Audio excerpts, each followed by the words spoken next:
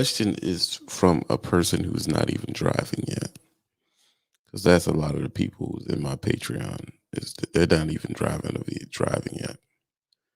The question is, why do most of the new truckers um, quit?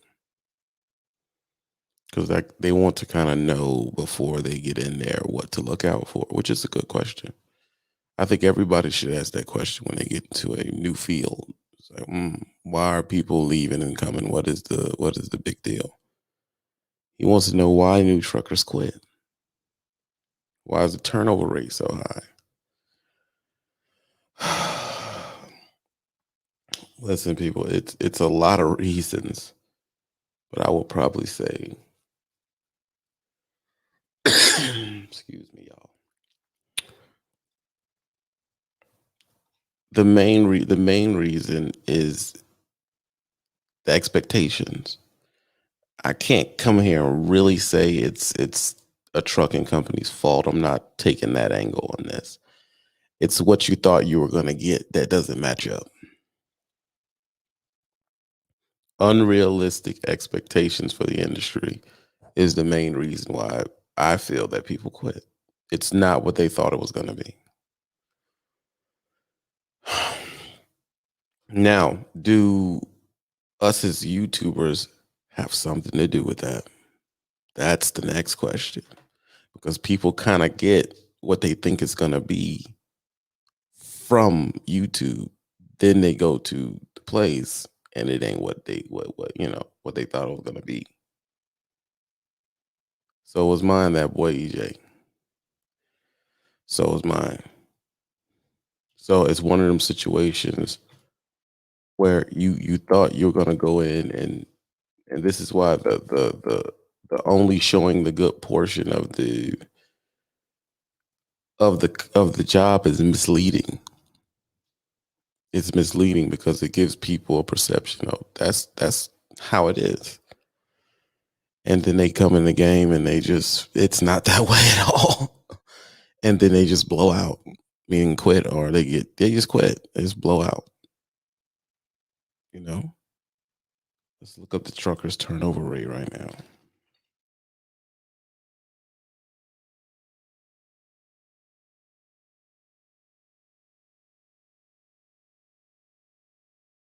Truckers turnover rate for 2020. Shit, shit, shit, shit, shit, shit, shit, shit, shit, shit, shit, shit, shit, shit, shit, shit, shit.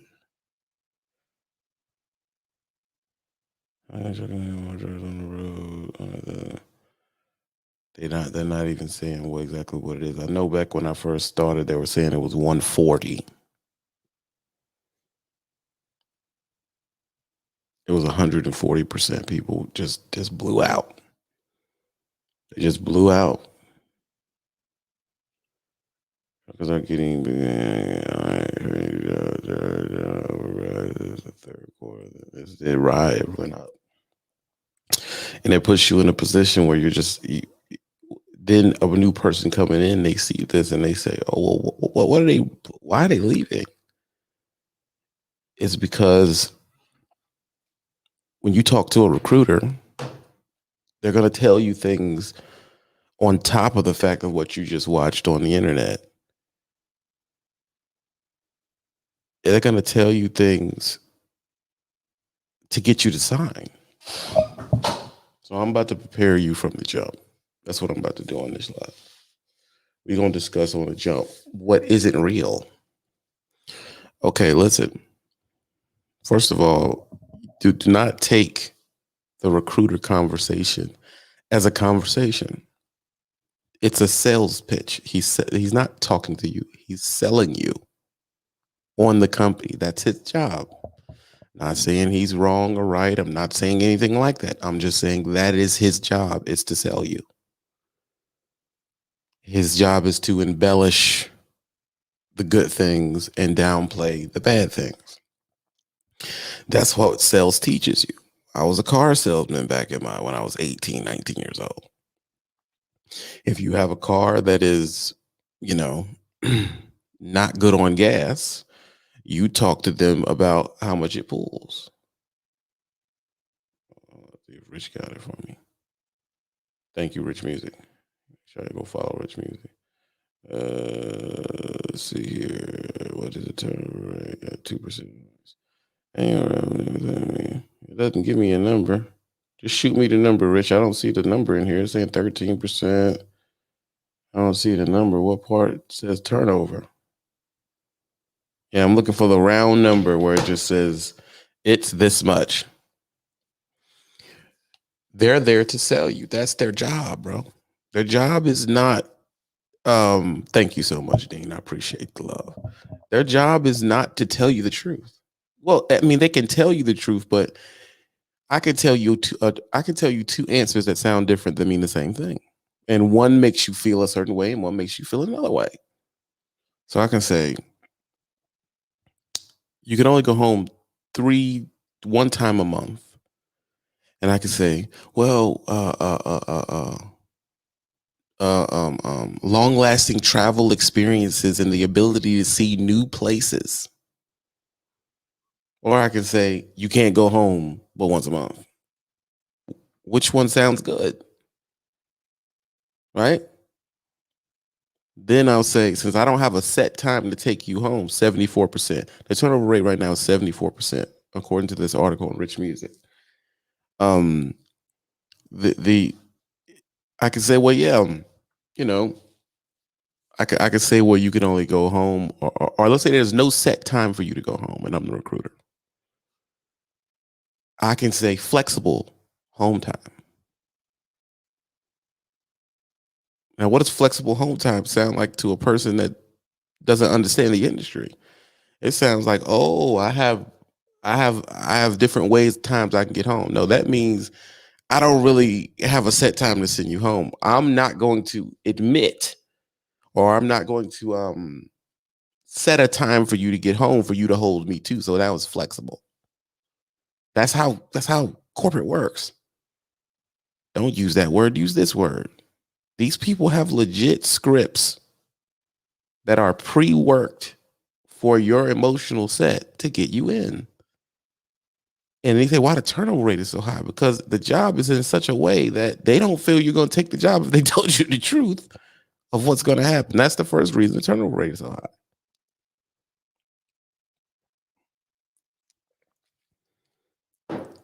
You go into the booty meat grill and they don't want to tell you that the fire's hot.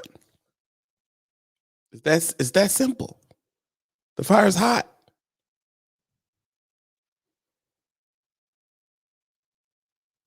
Exactly. They want to get you home when they want to get you home. So it's flexible. It's not set in stone. Because when you set it in stone, two things happen. You could push somebody out of wanting to do the job. And they have a way, of then on the driver's side, they have a way of holding you to when they're supposed to be home. So no one wants that. No one wants that. If they want to keep you out, they want to keep you out. So then what you're doing is you're falling for the salesmanship. If you want to know how a company is, you need to ask qualifying questions they're not supposed to lie to you about. Strict pay questions, what to expect on the truck, APU, stuff like that. Things like that. And if it comes to find out that they don't know many of the questions, that's because they're in a recruiter farm. Do y'all understand what I'm talking about? They're in a recruiter farm. They're in a place that recruits for 50 companies. That's why they don't know any intricate details about the company you're calling about.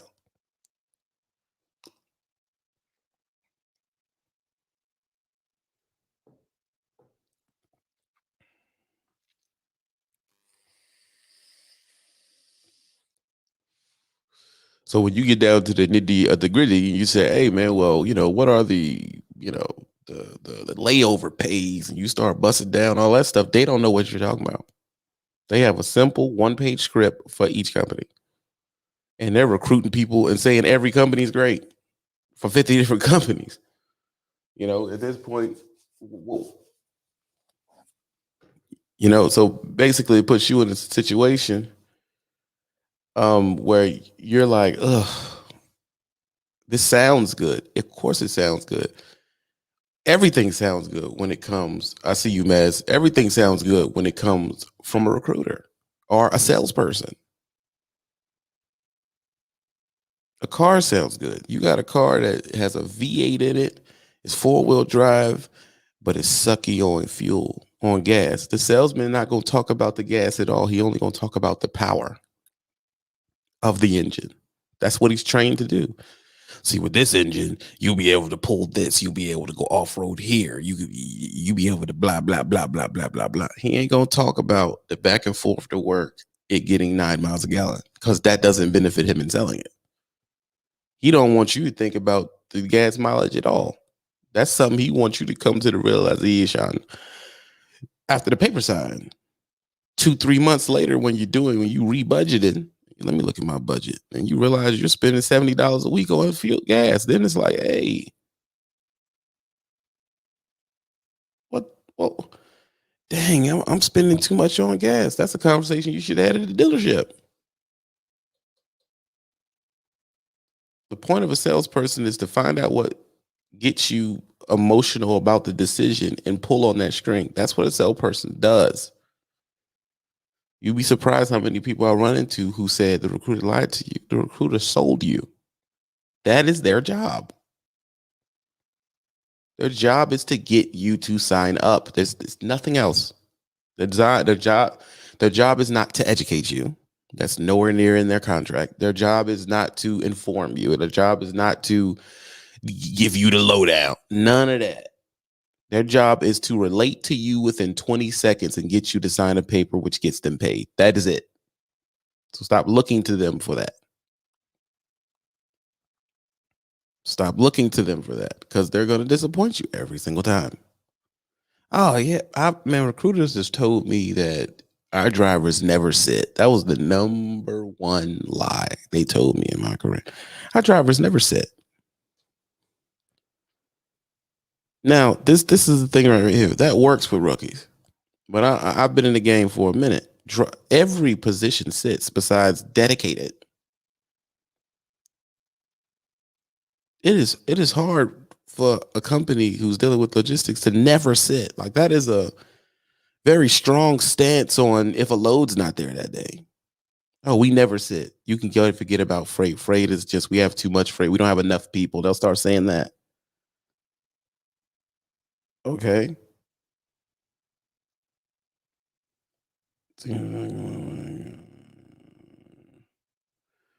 You'll be smart too, but listen, here's a way you can do it. You need to find the key things that you need to figure out about the company, and then the rest of it, take it in stride. Here's the first rule. If you don't want to be OTR, do not go to an OTR company and then try to hold them to you getting home.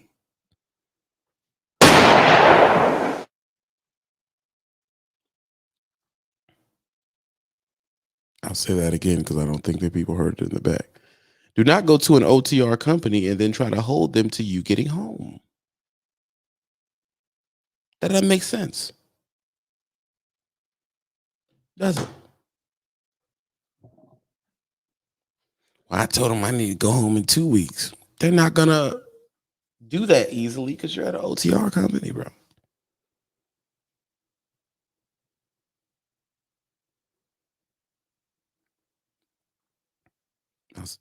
Do not go to an OTR company and expect to get home.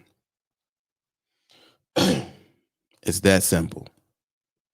Don't come to me and say, oh man, they wouldn't get me in. I'm supposed to get you as an OTR company. It's over the road. Technically, the road is home. Well, I ain't feeling that. Then don't go to an OTR company, bro. I don't know what to tell you about that. Like, that's simple. It's simple. It's like you're trying to use a chisel to sledgehammer something into the ground. That doesn't make sense. You're using the wrong tool for the using the wrong tool for what you need. I want to be home every weekend. Go to a regional company that promises you'll be home every weekend. There's a bunch of them. There's a bunch of them. Why don't you just go? Nah, why don't you go to a regional company? Nah, I ain't like day trucks. Bro, you're lost, bro. You're lost. What the heck does the truck got to do with the fact you want to get home? What does that have to do with you want to get home? Come on, bro. You're going to have to help me on some of this stuff. I can help you out, but you got to help me on some of it now.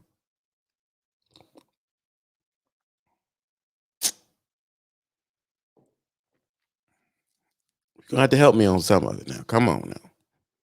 I only go to company to drive Peterbilts. You think I ain't had them conversations? Jesus Christ, man. You only go to companies that drive Peter.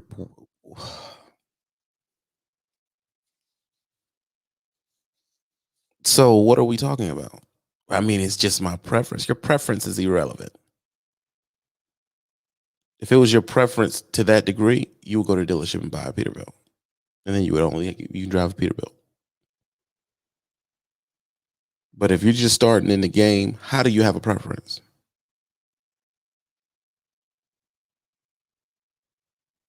I just don't get that. You have a preference, and you ain't. You have a preference, and you ain't ran yet. I'm lost. How did that happen?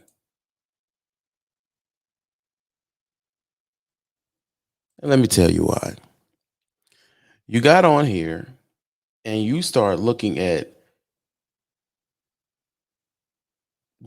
people constantly dropping videos about the happy time in trucking when a person gets a truck. It is a emotionally charged moment in a driver's life. It's a thing that other drivers fantasize about getting to, and that's what y'all are watching. That's what y'all are watching. You're watching that over and over and over and over again, and you're only thinking about this portion. Oh man, yeah, that's why I can't wait to get there. There's a moment in time when a thing leaves being inspirational and it becomes you're trying to skip the work and get to a point where someone else is at. So you're just taking in information about this point only.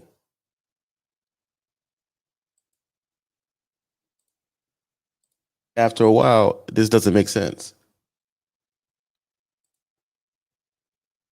This doesn't make sense. So you're just basically just harping on, oh man, when I get a truck, when I get a truck, when I get a truck, and no one's real. These type of videos and people who do these type of videos are not interested in telling you the year and a half to 2 years before you get to that dealership. And I'm being nice saying year and a half to 2 years. They're not discussing the year and a half to 2 years before you get to that dealership, because from a media standpoint, it does not help them to. That's why you should sign up to New Regime. It does not help them to.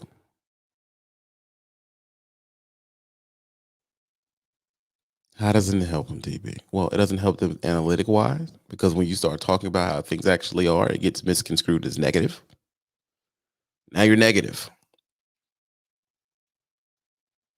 So what they do is you strategically find a happy emotional point in your viewership's psyche, and you keep tapping that emotional happy point, and it's always positive, and people come back to it, come back to it, come back to it, which is an excellent business plan. But what it does, it produces a lot of people who not understanding that there's a world of hurt that goes before you buy that truck.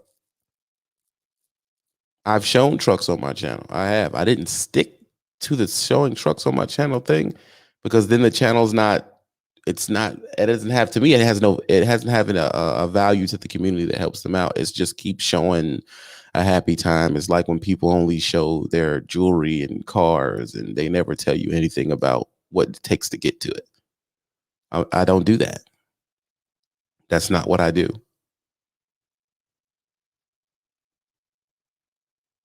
Because he's saying that but no one's talking about the breakdown on these trucks. No one's talking about if these trucks are still under warranty. No one's talking about, no one's doing a follow up live feed when the truck engine blows. No one's doing that. I did it though.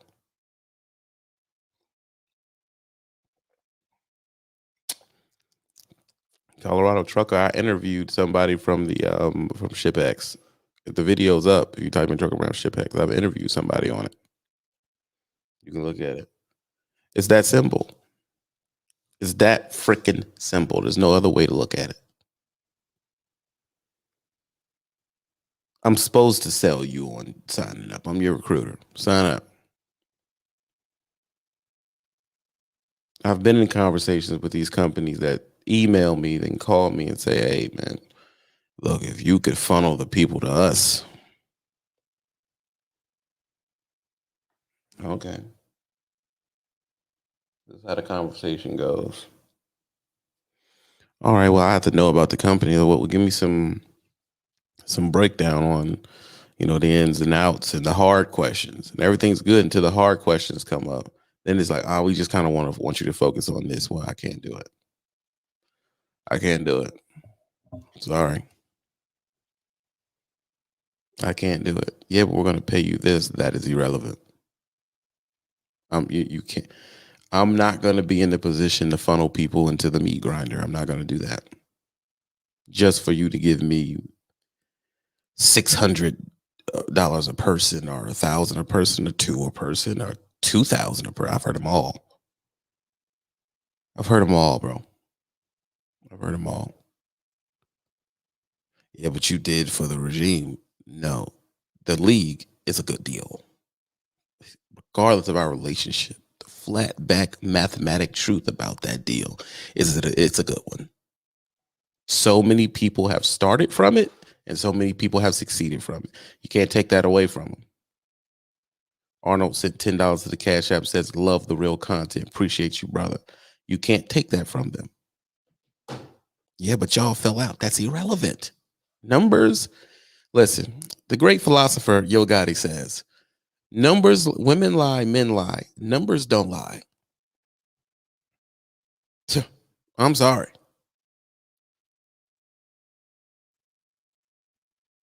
Women lie, men lie. Numbers do not lie. That's a fact. I'm sorry. Yeah, but it's benefiting you and it benefit. Yeah. Listen, the deal of business. I haven't worked there in years. You understand that? When I was running for RST, I wasn't working for them. I was working for RST. And that's a good deal too. And me and the owner of RST don't talk, but the deal is still good. You still can go there and make some money. See, I don't need for us to be in good standing for me to say it's a good deal, because the person that wants to know it's a good deal is the person that's asking you. Then it becomes super petty if you just start saying companies are bad because you have a crazy relationship with them. No. I don't do that. I tell you the business, the re-education. I tell you right from jump where you're gonna make money, where you're not. I'm not funneling you into a place because they're paying me and then bragging about the check. Not interested, because it puts you in a bad position. It puts you in a position where you could never leave. You signed all these other people up, then you left. I'm not trying to be in that position. Not interested. Nolan Stewart, smooth rolling question. What does that mean? Thanks for the $20. Smooth. Oh, how about when dealing with smaller carriers? What are some questions to ask them? You ask them the same questions, bro. The questions don't differ. They do not differ. They're just, the answers may differ, but the questions don't differ. And you have to make a decision on those things if you want to deal with the thing that the small companies can't give you, because there is a difference in between. A person will tell you, "Oh, go to a small company. They'll treat you better," but they never discuss the drawbacks of being at a company that's smaller than the regime. They don't discuss those things. They don't discuss this company not having an entire account with Loves. They don't discuss this company not having a PO situation with where you're going with Iron Skillet with TA. They don't discuss this company having janky payroll. They don't discuss that. They just say, oh, they treat you nice. I don't need you to treat you nice. I need you to pay me what you owe me. They don't discuss that stuff. They just, yeah, they treat me nice. And, I know the owner and me and the owner is cool. And then listen, no, you're not. No, you're not. Stop. You're not cool with the owner. Let's get that abundantly clear right here and now before you people run over to these small companies because a few people said you should go over there, and then you get hit with the "we're friends" pitch. You get hit with the "we're friends" pitch. There's no such thing. Forget about it. It's not real. It's not real. Smaller companies do not have the pulling power from the population as the big companies do. So they do. Stop laughing, King. It ain't funny. So they do certain things to rope you in and closet you in, like calling you friends. You're not friends because as soon as you say, I'm going to move on, you'll never hear from them again. I'm speaking from experience. That's not a friend. A friend, your friendship cannot be, y'all can't hear me? Give me a sound check because I can't trust King the trucker sound check.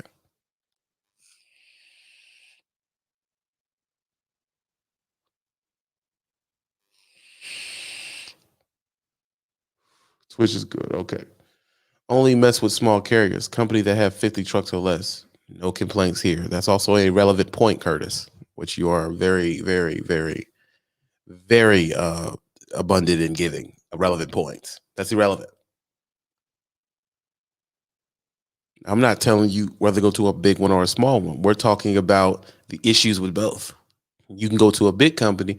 They have a good pay scale. They have a lot of different things like that. They have all that stuff going on, fancy new trucks, all this type of stuff. And then the bills be so high that you have to work 10 times harder. So there's drawbacks to both. New trucker, listen, you can't just switch from big to small and think all my problems are solved. That is not true. I've done it before. I've done it from switch from big to small and get over there and find out they don't have enough loads. They are nice. It is chill, but they don't have enough loads. They don't have a good command. They don't have a good command on the ELD system, or the ELD system is crap because they want you to run illegal. That's the situation it ends up putting you in. So you got to figure out what you're willing to deal with. You trying to hot boy or not? Which one is it going to be? It's that simple. Yeah, exactly. I can't trust King the Trucker's audio setup. I can't do it. RST, according to in the industry wise, yes, they're small. They're small and you can make money. I stayed there for 3 years. Yes. Don't have nothing bad to say about them. Sorry.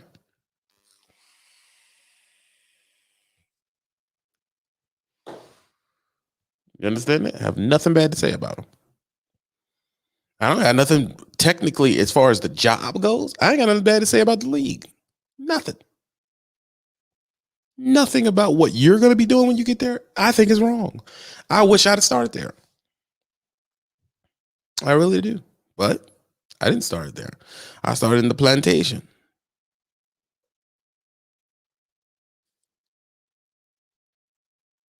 Yeah, they small, but they got a big freight contract. So you getting the same loads as the big boys is getting. But this is what I'm trying to tell you. This is what I'm trying to tell you. And another thing with smaller companies, a lot of them don't got recruiters. They don't pay no recruiter, dude. You just go there and it is what it is.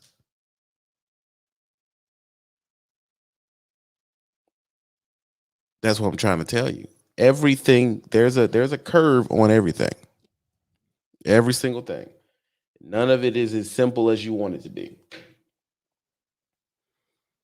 That's why it puts you in a position to where you're like, and if you get burned a few times, then it puts you in a position where you don't believe nothing nobody's saying. Now you're overly critical, you're cynical. It puts you in when you're in that position, you need to take a break. Because then you have a good deal in front of you, but you're so cynical about the industry, you don't believe it. You don't believe anything they say. Nobody says. Now you just getting Now you're just mad all the time. They say something small. Oh, you got to pull it around back, not up front. I quit. I ain't doing it. I'm done. I don't want to do that. It puts you in that position. When you get around that position, it's over.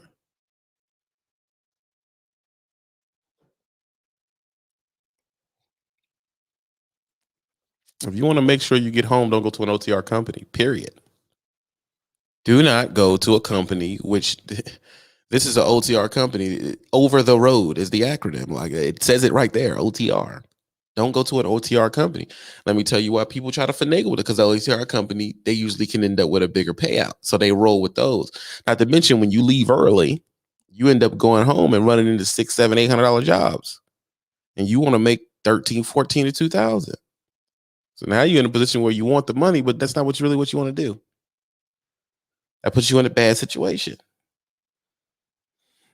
And to the new drivers that are watching, I don't want you to be in that situation. I want you to understand this solely and understand it for real. When they tell you over the road, they mean it.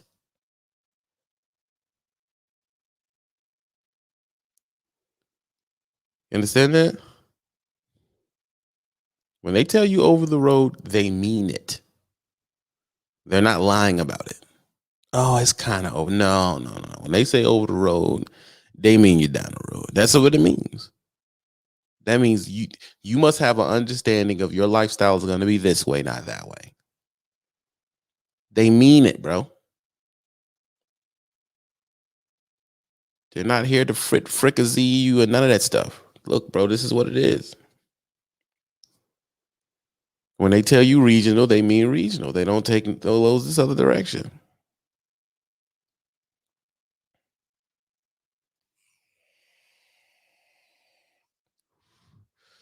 So I would say this to the new driver: if you're gonna go to an OTR company, 4 weeks out, 4 weeks and up. If you try to make some money, it's 8 weeks. 8 weeks out, 4 or 5 days home. And miraculously, that company will seem perfect for you. Everything will fall in line. The pay scale will fall in line. Your DM will fall in line. The bonus pays will fall in line. Everything will fall in line magically somehow. Magically. If you stay out 6 to 8 weeks, everything just click. Everything clicks. I give you. I did a business. If you go to if you stay out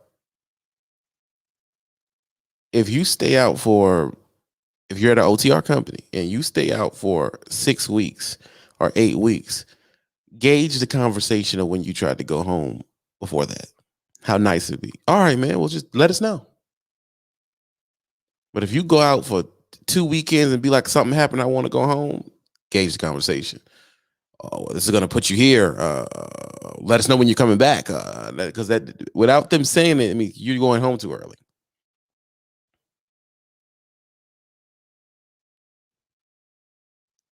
You're going home too early.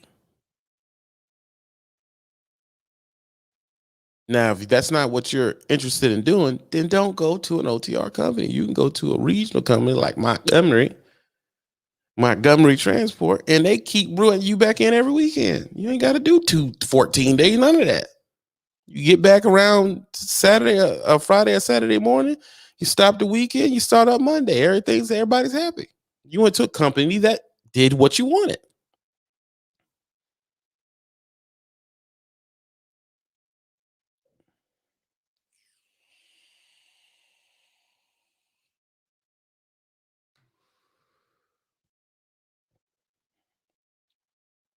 Drivers at the league told me 6 weeks or better. Only way to make it. That's a fat smoking. That's a real statement, Smoking Jones, sir. That's a real statement. That's a real statement. 6 weeks or better, baby. Get that booty meat on the grill. There's the only way you can do it. And that's so you say, well, I'm not feeling that. Then don't go to an OTR company. And well, it's kind of hard for you too, because when you see an advertisement for an OTR company, they throw up money. It doesn't say, welcome to the league, 6 to 8 weeks out. It doesn't say that.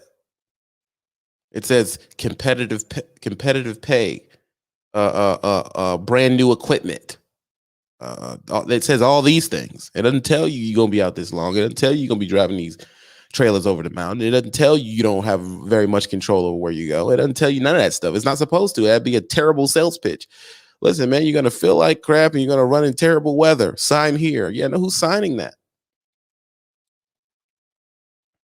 You do 4 months straight OTR, you have a lot of money. They're not gonna give you anything special for that. They're gonna give you the money you worked for. That's another thing we got to discuss here to deal with business. Don't think you do. Listen to all the new people here. Listen to what I'm saying. Nothing you do, nothing makes them look at you better than a trucker. So this whole, I'm a, I'm gonna do this and my DM's gonna think. I hate when I hear a driver say, "Oh, my company loves me because I run." No, they don't. Listen. No, they don't. Stop that. That's not real. That's not a thing. That's not a thing.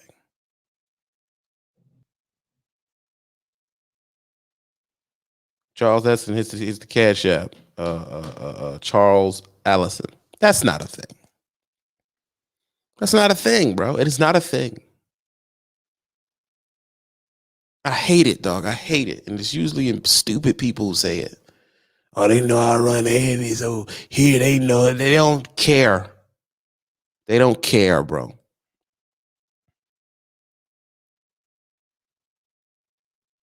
Okay? They don't care. They flat out don't. Facts, Marcus. Find out what's good for you. Doing something so the boss man likes you is a stupid situation because these people aren't, the DM is not technically your boss, really. Now, if you're a good runner consistently, will you get better loads that are more sensitive and delicate? Yes, you will. But that's to make money. He don't like you. He don't like you.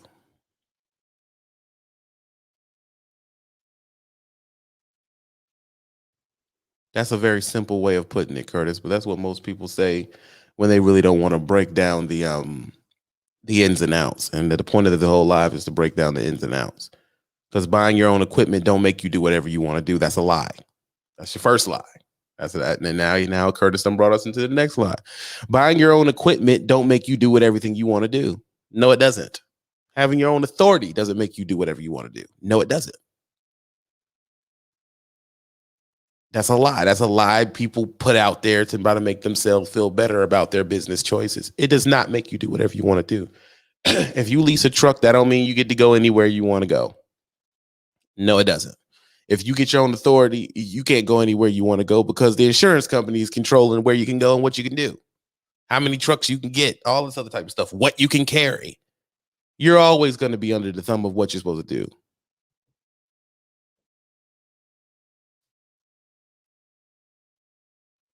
Facts, Tori.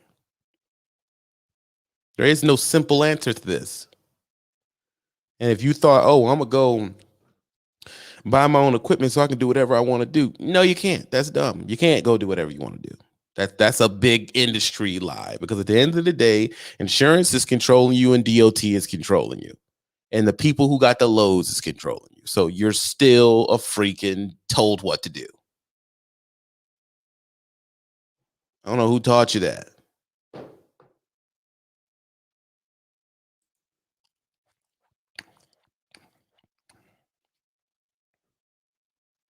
That's a fact. That's a fact. They want you to accept the load, drive, and shut up. And the fact that you got your own truck is irrelevant because there's a 3,000 people at the league that got their own truck. That don't mean nothing. What does that mean to them? The person who has the loads has the power. And you with your one vehicle don't got no loads. They tell you where you're going.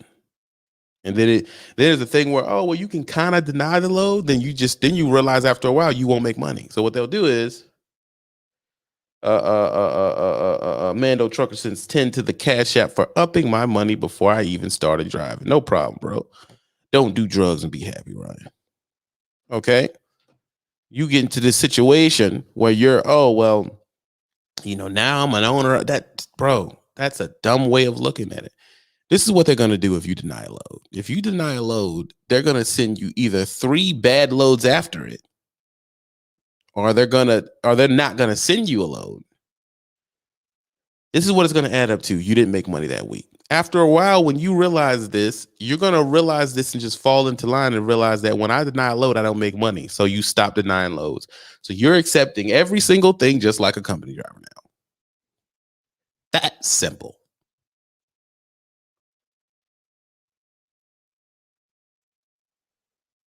That's simple. That's simple, bro. They have a strategy for that. Exactly, John Taylor. You're that's out. You're butt naked out. That's it. So the dudes who run around and screaming that they have power, they're lying, dude. They're not telling the truth. They're not telling the truth. It's not real. It's not real. Yes, make the check right. Half of you ain't figured out all the stuff on the company side yet. That's why I tell you, why don't you chill before you go into the whole owner option thing. But y'all want to be, I guess, in control so bad. When you get over there, then you don't want the control. I see you, Trev. What's going on, Trevor? Then you're out of control. It doesn't mean that you just get to do whatever you want to do. And half the time, doing whatever you want to do probably ain't the best thing for you to make no money anyway.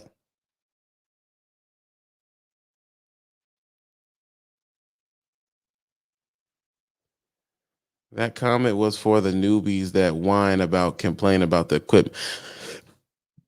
Okay, then I retract that, Curtis. You're correct, completely right. I'm pretty sure you're going to call in and be messy later. But so you'll be able to speak on what you were saying. You drive that. Yeah, that's true. You can go get your truck and all that other stuff too. Yeah, you can do that. You can go get your own vehicle and you can drive your own, whatever kind of truck you want. That's exactly right. Take your money down there. Okay. Take your money down there, put your booty meat on the griddle, and get on the hook, get some skin in the game, and you can drive any truck you want to drive. It's that simple. Well, I don't really want to deal with only no truck. Then you got to drive what they give you. Yes, a company can do that because they don't want you to mess up their CSA score.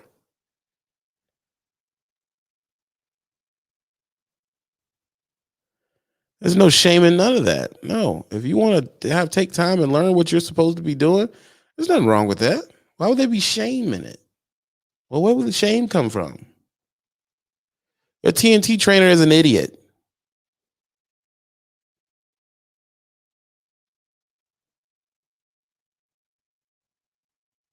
That's a fact, Nathan.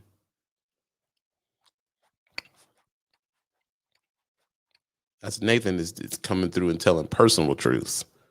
That's a fact. For a mega carrier, how much experience should I get to move on to local or do better? Me, nothing less than a year. Year verifiable. And if you could, get 2 years.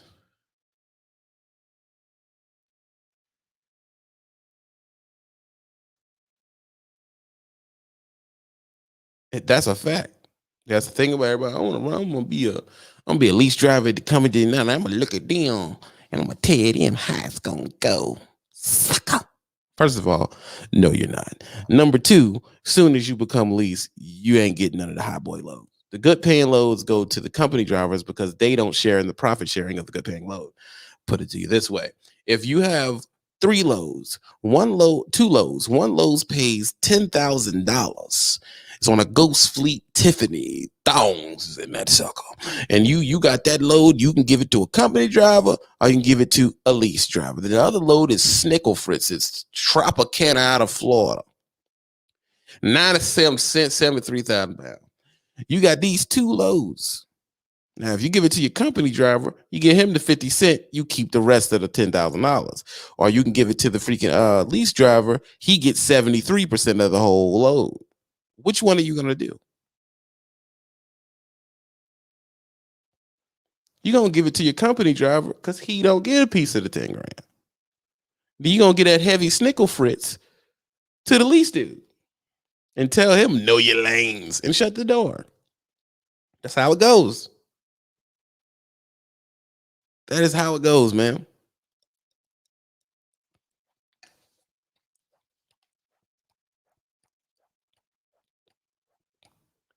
Allergies messing the minor ears at you. That's how it goes.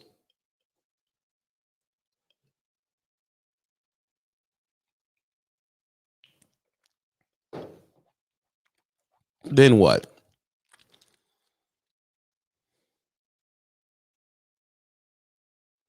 Yeah, Harley is a whole different story.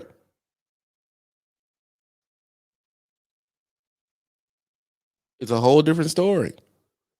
Now you're in a position where you can make some money. Then you come on down the road, you're making some money, everything's beautiful, everything's good. Then you fall. Then there's a question if you're going to fall into the go home and ball trap.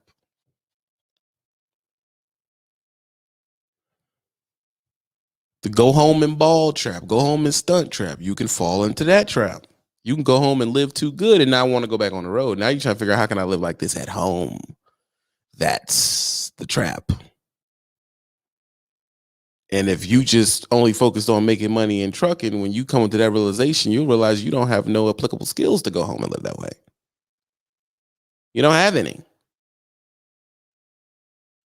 What do you do now?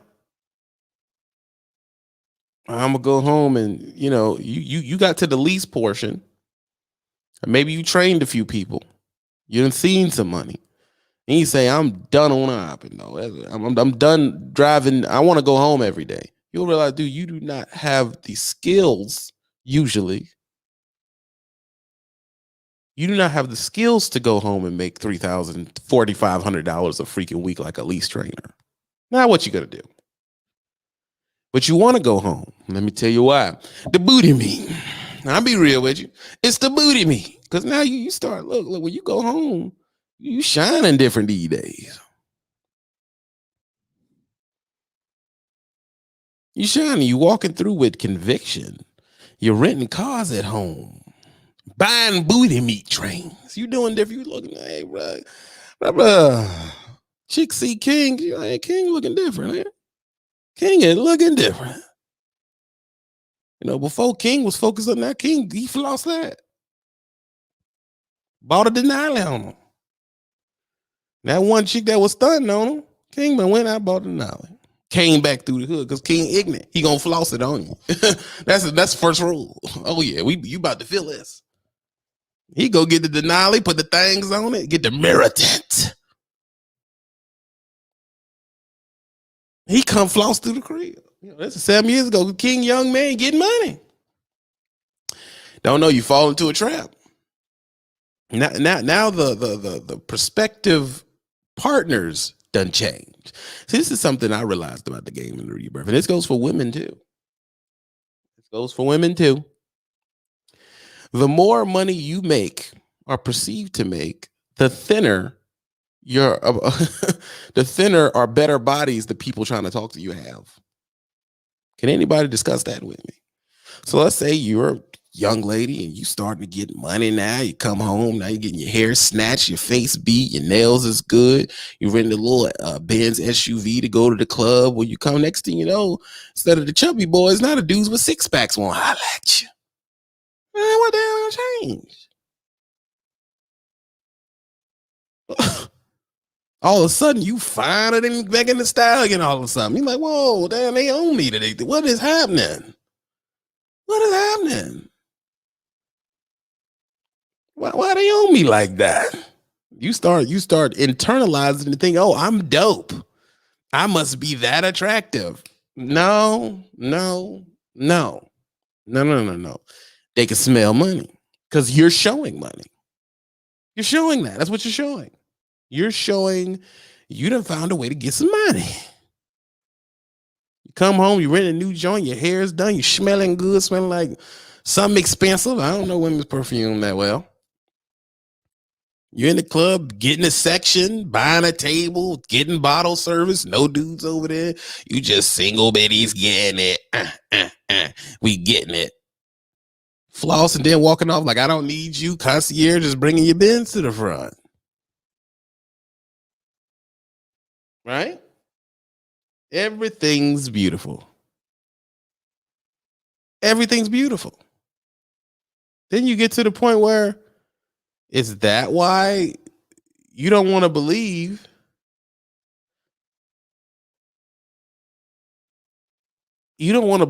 that, or you don't even know.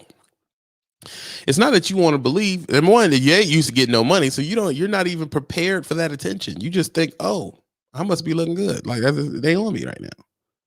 No. What you're doing is you're going home and you're doing something you're not supposed to do. You're notifying everybody that you're getting money.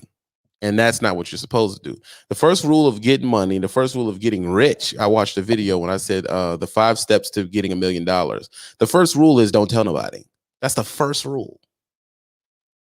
You scat packing and just trucking.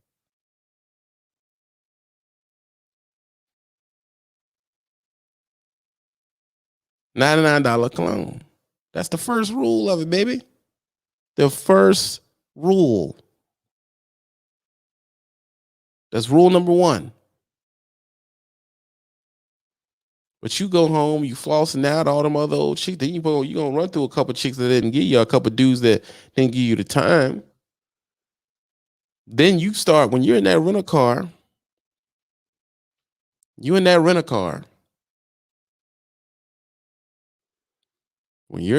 car and you riding around in that G-Wag, because you rented it when you went home, you start feeling, I want a little like, now it's like, I'm about to buy me one of these. Hey, I'm about to buy me one of these. I like this thing. You like how people treat you when you're in it, don't you? You getting money. That leads to the bad car purchase. And when you acquire things at home, like very nice cars and very nice houses, guess what it wants you, guess what it puts in your mind to do? Go home. That comes next. Because then you're going to start having the complaint, I got this nice crib and I can't even be in it.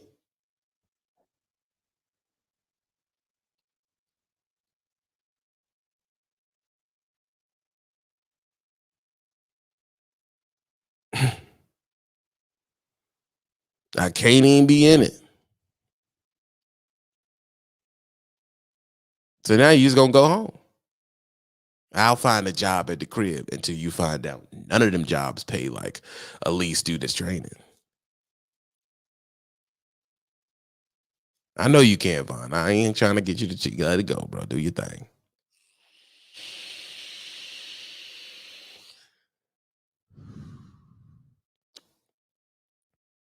When you get home, you start talking to these companies, you realize they're not going to bring you in higher than somebody else that has no experience.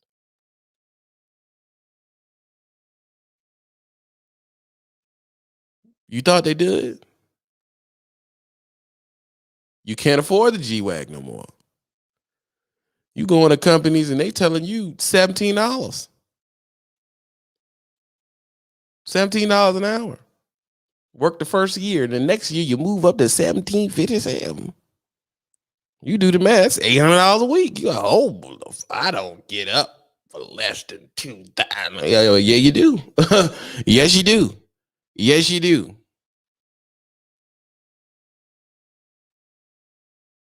Right? Yes, you do. That's a fact, Randy. They call it wealthy people call it your new money. That's their diss. That's not a good thing when wealthy people that's used to have money tell you, oh, you new money. I can tell you new money. Right? Now you went down there. You went home a few times.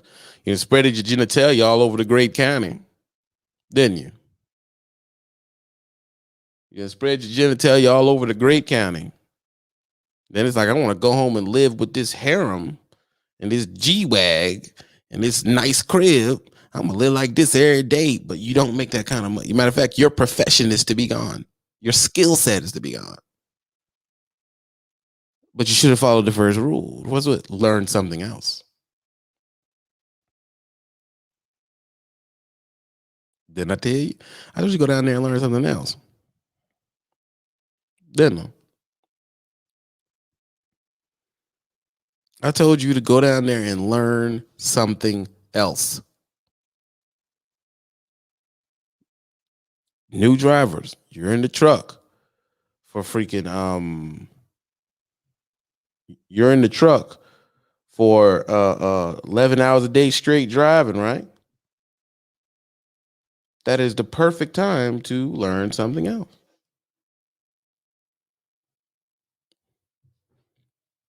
It's self-explanatory, Ega. Learn something else. Because when you want to go home and live that good life, you're going to run into the fact that you can't do that with your skill set. And I mean, you could do your year and go the the hauling fuel route. But the hauling fuel people don't make what a lease driver training does. They're not making 4 or 5, unless they're owner op or something like that. And I have no idea how you can get into hauling fuel as an owner op. Don't even put me in that corner. But that ain't gonna be the majority of you. So that's irrelevant. You're at a percentage lease company and you're seeing checks in the 25s, 3s, 4s, and 5s.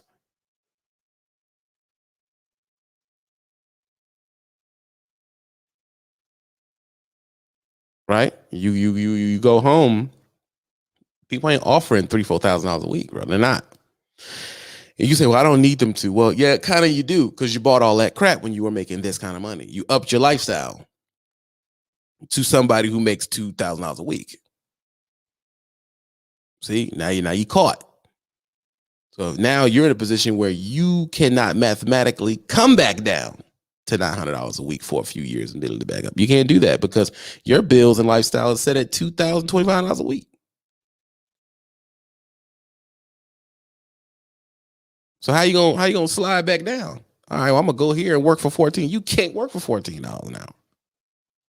It take you. How you gonna do it?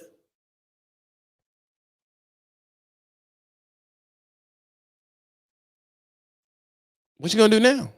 Well, I mean, I've been driving 5 years, so you should do nothing.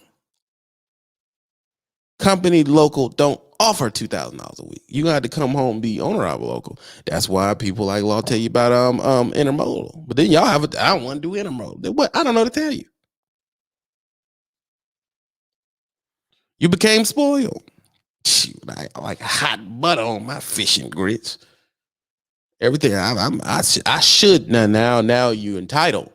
I should be making. You shouldn't be making nothing but what the market say you're gonna make. Period. And when you go home, then a lot of y'all don't even live in places where you're even gonna get them type of lows. If you live in the middle of Scoop Bucket, Mississippi, and you ain't by logging, and you ain't by any other industries, and the only person there is a few people to haul to the dollar store, a few people to haul to the Walmart, people to haul there. You're not about to be making $2,000-$3,000 a mother freaking week, bro.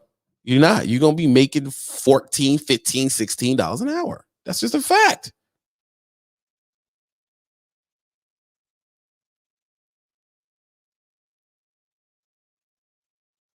That's what you're gonna be making.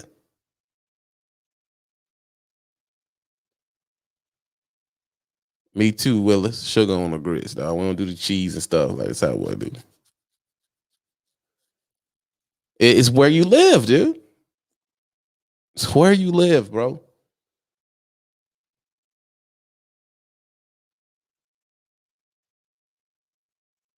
It's where you live. Higher lifestyle looking back now will humble you when you realize I don't have the skills to keep this up. And that local ain't paying what I boosted my lifestyle up to.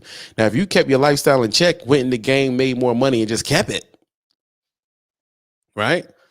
You kept it, came home, pay the lease off for 12 months to get back on your feet, which we talking about, it is about $13,000. You come back home, pay the 14,000 to stay at that apartment building out the way. Give yourself time to get back on your feet. Figure out what you're gonna do. You wouldn't feel so tied in. Scoop bucket, Memphis, Tennessee. Right? I don't say invest it to people because I believe investment, you gotta know what you're doing. And I don't think you know what you're doing. So I'm not gonna tell you to go invest your money in something if you don't have the training in doing that. That's like me telling you to go to the casino to me. I mean, there's things you can invest in that isn't like stocks. Yeah, I get that, but that's not your only thing. The best thing you can invest in is a skill.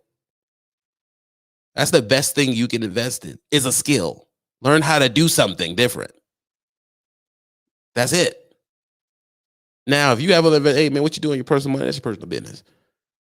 Have a skill.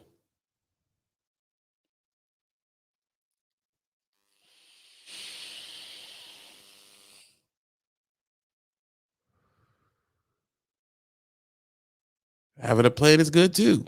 A skill, something you know how to do that people will pay you for. Skills pay the bills.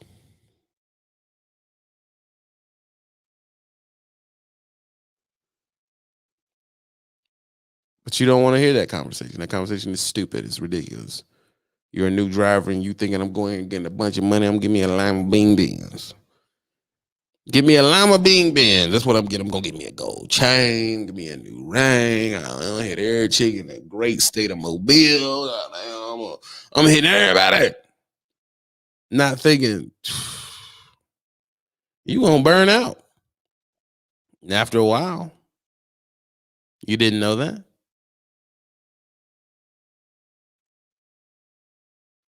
You're going to burn out. Give it some time.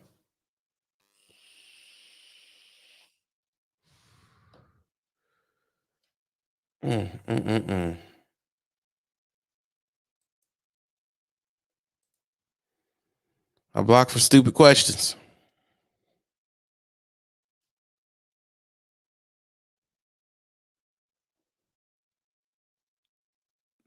At Just Feel TV, no worries. No worries about what?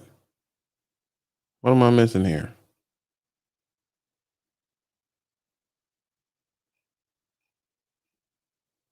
Explain that to me, just what is there no worries about? Skylar, man, you gotta get a props to Just Feel TV, which is a YouTube channel you should follow. Built this for me, and Trevor sent in a donation for half of its build, and King the Trucker sent in a donation, and a few other people sent in a donation for it. Oh yeah, I'll be on Twitch heavy, man.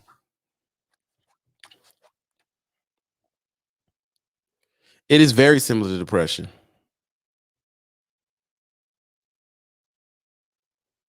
It is burnout. It's similar to. It is very similar to depression. A new driver will say, "Well, what is burnout? Burnout is when you ran for the money so hard. Now you just life sucks in your brain. You don't know what it is. Why you just can't get the spunk back. Really, you just burnt out. You're burnt out. You don't want to deal with another shipper. You don't want to drive to another DOT spot. You don't want to sleep in the truck again. You don't want to wake up at a variable time. You don't want to wake up at 3, then 2, then 4, then 1, then 12 in the afternoon, then 4 in the afternoon, then 1 in the morning. You don't want to do that. Then you just get burnt out. You just flat out burnt out.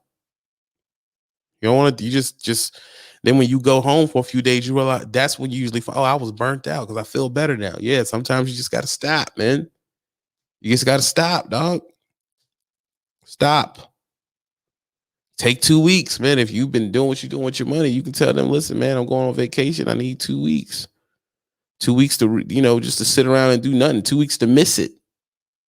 It takes that sometimes to understand, look out for that because you're not going to know it's coming. It's going to hit you.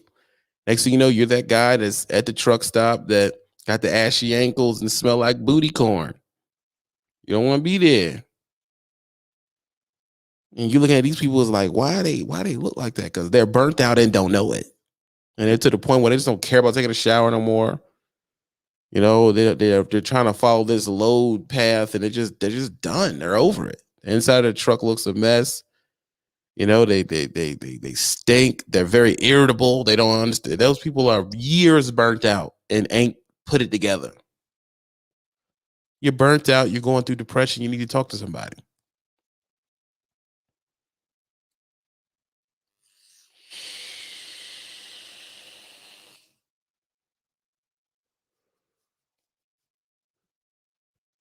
Yeah, those days home, 2 days, they turn into 5 days. I'm just not going back. I just don't want to go back. Then you getting in conversation with your old lady about, well, you should just stay home if you want to stay home, but she's still spending money. Or vice versa, if your husband's home and you out. That spouse at home is, man, just don't worry about it. If you don't want to do it no more, just don't do it no more. I'm tired of hearing about it. You hear me? It's a setup because she's still spinning. They still spinning. The bill's still coming. See, your spouse can tell you anything they want to. Verizon ain't gonna send the bill. Know that. You went out there and acquired all these bills and said, I can afford it. Well, if you get burnt out, you cannot afford it no more. More is leaving than coming in. It's that simple. That's why I try to tell you the freaking real. Everything ain't peachy king. It's some good money. You can come in the game, make some good money, live good. You know, everything can be great. And then, or you can come in the game and you can just hate it.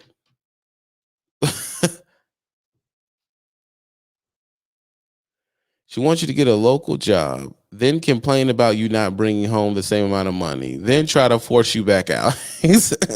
Charles, that sounds like you going from a place of experience.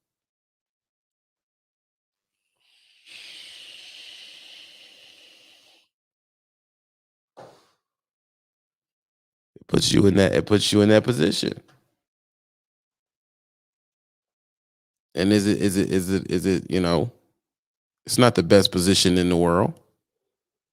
But like I said, there's some things you can do at home. You can do intermodal and rail yards and stuff at home and make a decent money. Make decent money. But a lot of y'all don't like the rail. Y'all don't want to do it. You know, it takes a special driver to do that rail yard stuff. That stuff is not easy. They make it look easy, but it is not easy. They have put another skill on top of the driving skill. Now there's an additional skill that they got. And looking at the matrix and knowing how to pull the money out of it. You're not just gonna come from OTR and jump into intermodal and think you're gonna make more than somebody who's been there for a couple of years. You're not going to. These rail yards got times of when you're supposed to be in there, times when you're not supposed to be in there. There's a lot of crap going on. And you don't understand. There's times where the load, you look at it, you know it needs to be run illegal. Time when you know it don't need to be ran illegal. There's a lot of stuff going on. Your load planning for the week is completely different.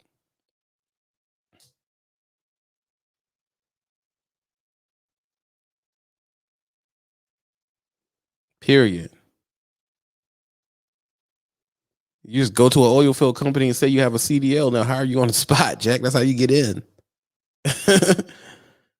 You know, that's how you get in. It ain't that hard to get in.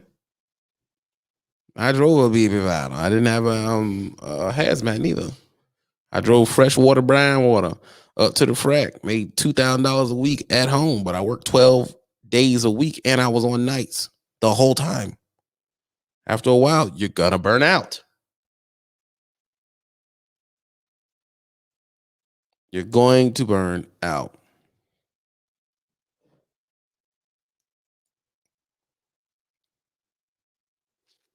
Right. It's gonna put you in that position where I'm just sick and tired of doing this. Then what you gonna do? Especially if you upped your lifestyle to a certain point, you up your lifestyle to a certain point. Now you got 2,000 a week bills, 2,000 a week lifestyle bills. You know, you got six, seven, $800, $900 car notes. You got a crib is $2,700 a week. I don't know how you work 12 days a week. You got all this stuff. That's why these guys need a coach and a mentor like you to help. This is true. But at the same time, if you're so focused on hating me and I don't understand why no one ever sends him a cash app because listen, ain't no one else telling you this stuff. You just hop into the game and you say, hey man, I'm getting money. Baller and all kinds of shit. Everything's just chill. And then after a while, when you burn out, everybody get quiet. Nobody makes a video when they burn out. They just quiet. They don't talk about it. I've been at the burnout. I've made the burnout videos, man. They're not they're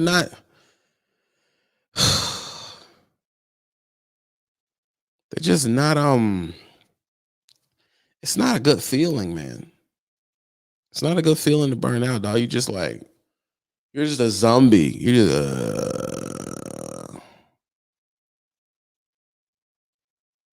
a zombie. That's a facts move, Roland.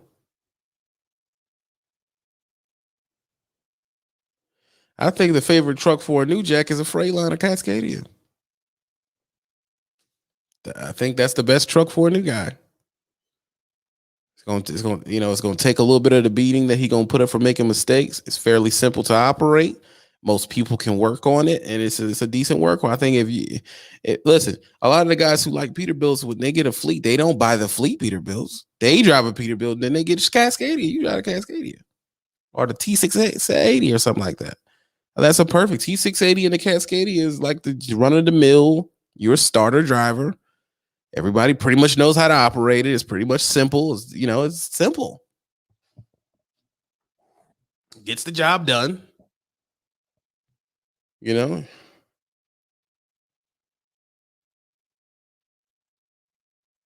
Oh my God. Are we talking about how much work local is? Because I hope some people don't think that local is easier than OTR. It definitely is not. It's 10 times harder. First of all, OTR people on the work level got it good because we don't work much. You sit out there. You sit in your seat.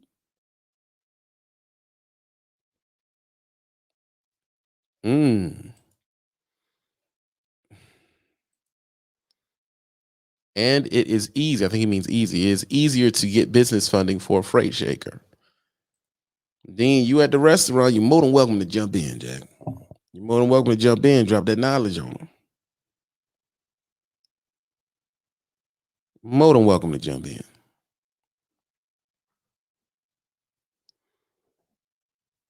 Saying local is 13 hours minimum. I feel like the most challenging, this is what you get into this, is the loneliness. I am a introvert, but even sometimes I be around some once in a while. Yeah. Because if you're dealing with everybody, every trucker's dealing with depression. They ain't that talkative, bro. You go to a shipper, you go in, you get out. That's a wrap. It's over. They not sit up here. Well, how does your date go? Smooth rolling. Tell me your life's no. They BS and they go right back in their truck, slide the shade, and they just suffer in silence. It's that simple.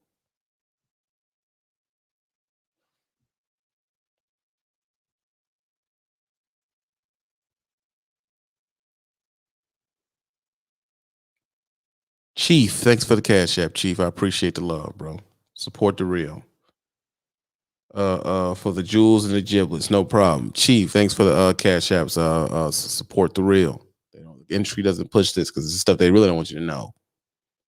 From someone that is local, this shit ain't for the Supreme. Tell them it's not no easy work, and I think that's what people slip up. They leave OTR. I'm gonna be home, and they find out that local work is hard, bro. That's just not easy, bro. It's not an easy walkthrough. It's not as easy as you think it's gonna be. You're not just gonna be at the club chilling.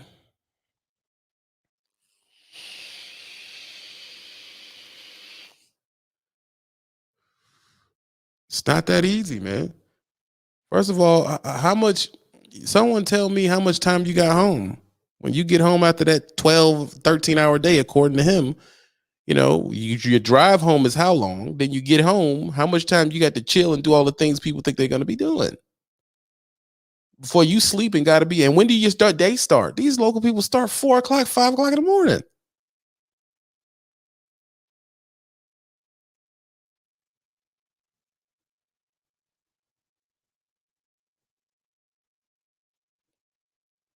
Okay, Charles says 7 hours at the house. 10 hours from when you out of the truck. So that's when you out of the truck. That means when you cut the truck off, you go drive home, stop at the Piggly Wiggly, get some gizzards, stop by your boy house, say what's up, and get to the crib. That 10 hours ticking. Eat, shower, sleep, then work weekends to get a check over 1,000. Jesus, Joseph. They starting at 3:30 a.m. every morning. I start at 6 a.m. and my day is done at 4:30 p.m.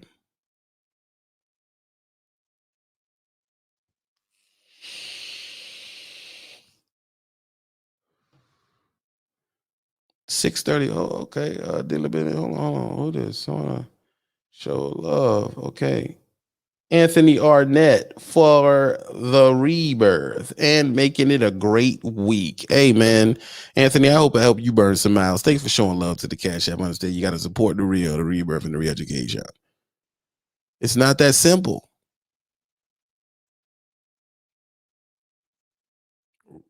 It's not that simple, man. Right, well, right. Dang, Smooth on your computer's an hour, bro. You need to move, dog. Jesus Christ, that's 2 hours. You know, out of 10, that brings you down to 9, 8. I mean, you're down to 8 hours to get in the house, 2 hours to decompress, brother. Jesus Christ. Can you stop watching Little Bones and decompress on Hulu a little bit? It's one of them situations where, oh, I want this type of content, but peep gang, dog. No one wants to hear this stuff. They don't want to hear this. They don't want to hear it. Or they say, oh, well, you're belly aching. It's not I'm belly aching. You have to understand the gravity of your decision that you're about to make. You think I'm just going to do this and it's not that simple. It's never that simple. Like I told you, there's the intermodal dudes, the rail yard, the port guys that can pull $1,500 to $3,000 out of a week, but that's a skill. You ain't doing that your first week. Let's get that out of the way. You got to learn how to do that. You have to learn how to do that.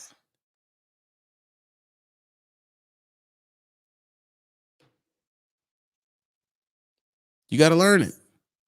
Now listen, people, I'm going to take a break. We're going to give time to get the engagement up. Everybody hit the like button. And I got to run and use the bathroom. I got a pee-wee real quick. Give me a second. Get the engagement up while I'm using the bathroom real quick. Get the likes up. Get the likes up. Get the likes up. I'll see how many likes we got when I get back. We're going to take a quick briggity break. Hold on. Get the likes up. Get the likes up. Get the engagement up. The re-education. Curtis sent $10 to the cat. He sent $10 to the PayPal. Sheldon, $10 to the Cash App. Let's folks know the real, big bro. That's what I'm here to do, man. I'm not going nowhere no time soon. I'm on here, man. I told you I'm gonna get my stream stamina up. I'm gonna be here. I'm here to help you burn some miles. Get through the miles, man. That's why I'm here. There's no other reason to be here. We're gonna burn these miles up. While we're taking a break and letting me use the restroom real quick, and we're getting the engagement up, trying to get the likes over 100. While we're doing that, you can listen to Akil's new freaking track. Hey, did I put it on the right thing? Hey, love me cause I'm humble, shorty, love me cause I'm hey. With a baby, she gon' blow it like a bomb. I told her what to do and she gon' sing it like a song. All that hope Beyonce got a ring in her alarm. Smoke the water pressure just to sell the whole shit. I'm walking strong, I've been stepping on snakes. Few chains, I feel like old shit. Shorty got a fat ass, got my name whole way. Little mama top now. She got a thing for the tight spot. She got a thing for the high block. She don't even scream with them Glocks pop. We can go down, bring the drum in. If we walk down, leave him running. 20 shots, leave him on the ground like a tubman. $20, niggas be dying for nothing. Is you supplying or running? Is you gon' ride if they running? B1 to 12, and she been by the dozen. Serve her cousin. My head to the sky, but my back to the wall. Free on my dogs, step on the wall. Back a little bitch, but little mama was tall. Fucking like dogs, I made her crawl. Fucking the car, can she through the fall? Call me Ray Charles, see you tomorrow. Little mama thinking she look like the car. All that black magic, I feel like you far. Make it go away. Money won't make it go away. Make it go away. Girls won't make it go away. Make it go away. Money won't make it go away. Make it go away. Shorty in the streets and she ain't never coming home. Playing with a bitch, I gotta give it off a bone. Walking on the trap, I got a pocket full of stones. Trapping all this Twitter, made $100 phone. Love me cause I'm humble, shorty, love me cause I'm long. Fuckin' with a baby, she gon' blow it like a bomb. Told her what to do and she gon' sing it like a song. All that hope Beyonce got a ring in her alarm. Smoke the water pressure just to sell the whole shit. I'm walking strong, I've been stepping on snakes. Few chains, I feel like old shit. Shorty got a fat ass, got my name whole way. Little mama top now. She got a thing for the tight spot. She got a thing for the high block. She don't even scream with them Glocks pop. Hey, Akil VCR. Make sure you follow him on Follow him on IG immediately. Figure out where to get his music from his IG page. Make sure you tell him you came from Diggy Down Brown. You better turn it up on him. Hey. Better turn it up on him. Cut the music off. Better turn it up on him. This is why I tell you people you need to sign up. How many people right now want to call in? Show of hand wants to call in and ask me a question about it and everything like that.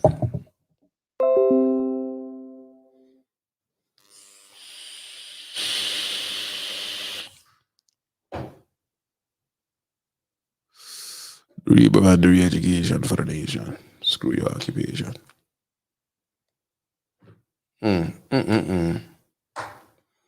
What's up, Holland, I see you. Aren't you in? All right. Well, I'm going to drop the link for you to sign up to be able to. Matter of fact, Rich, drop the link for me. The Patreon link. That's how you call in. Sign up for the Patreon. It gives you ability to call in on every show. We don't do the random call-ins no more. That I am.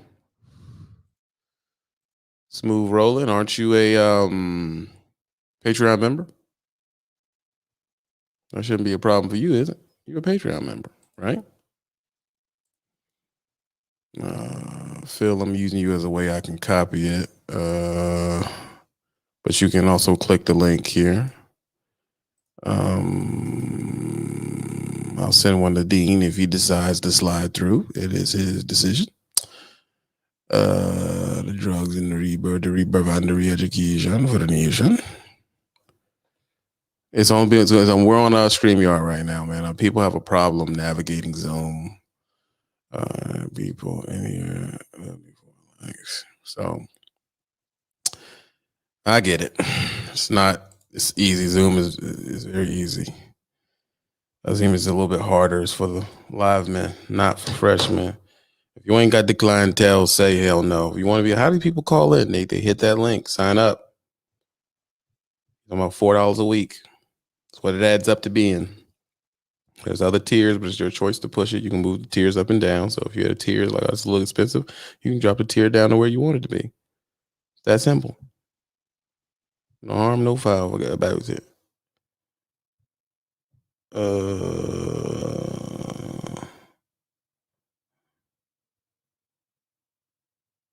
I get it, Phil. I was using you so I could I can copy it, bro. So it's okay. I don't need you to call in. You call in when you get your time, bro. Let me get the link out to the people right now so they can call in. Where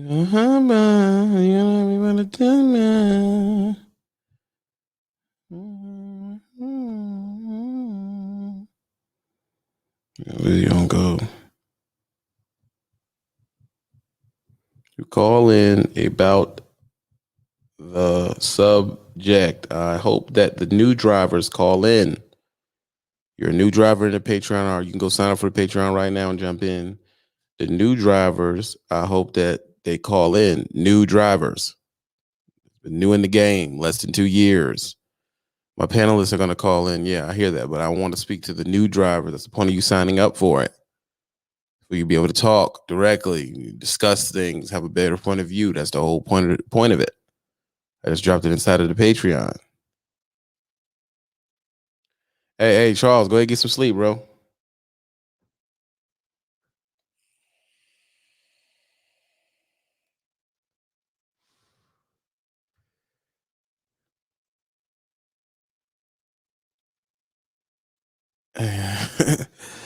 Yeah, man, I may sing. Why wouldn't I? Forget about it. Why wouldn't I sing? Smooth rolling. What's going on, big money? What's up, man? How you doing? What's going on, man? You got some questions and stuff? Yeah, you hear me all right? I can hear you just fine, buddy. All right.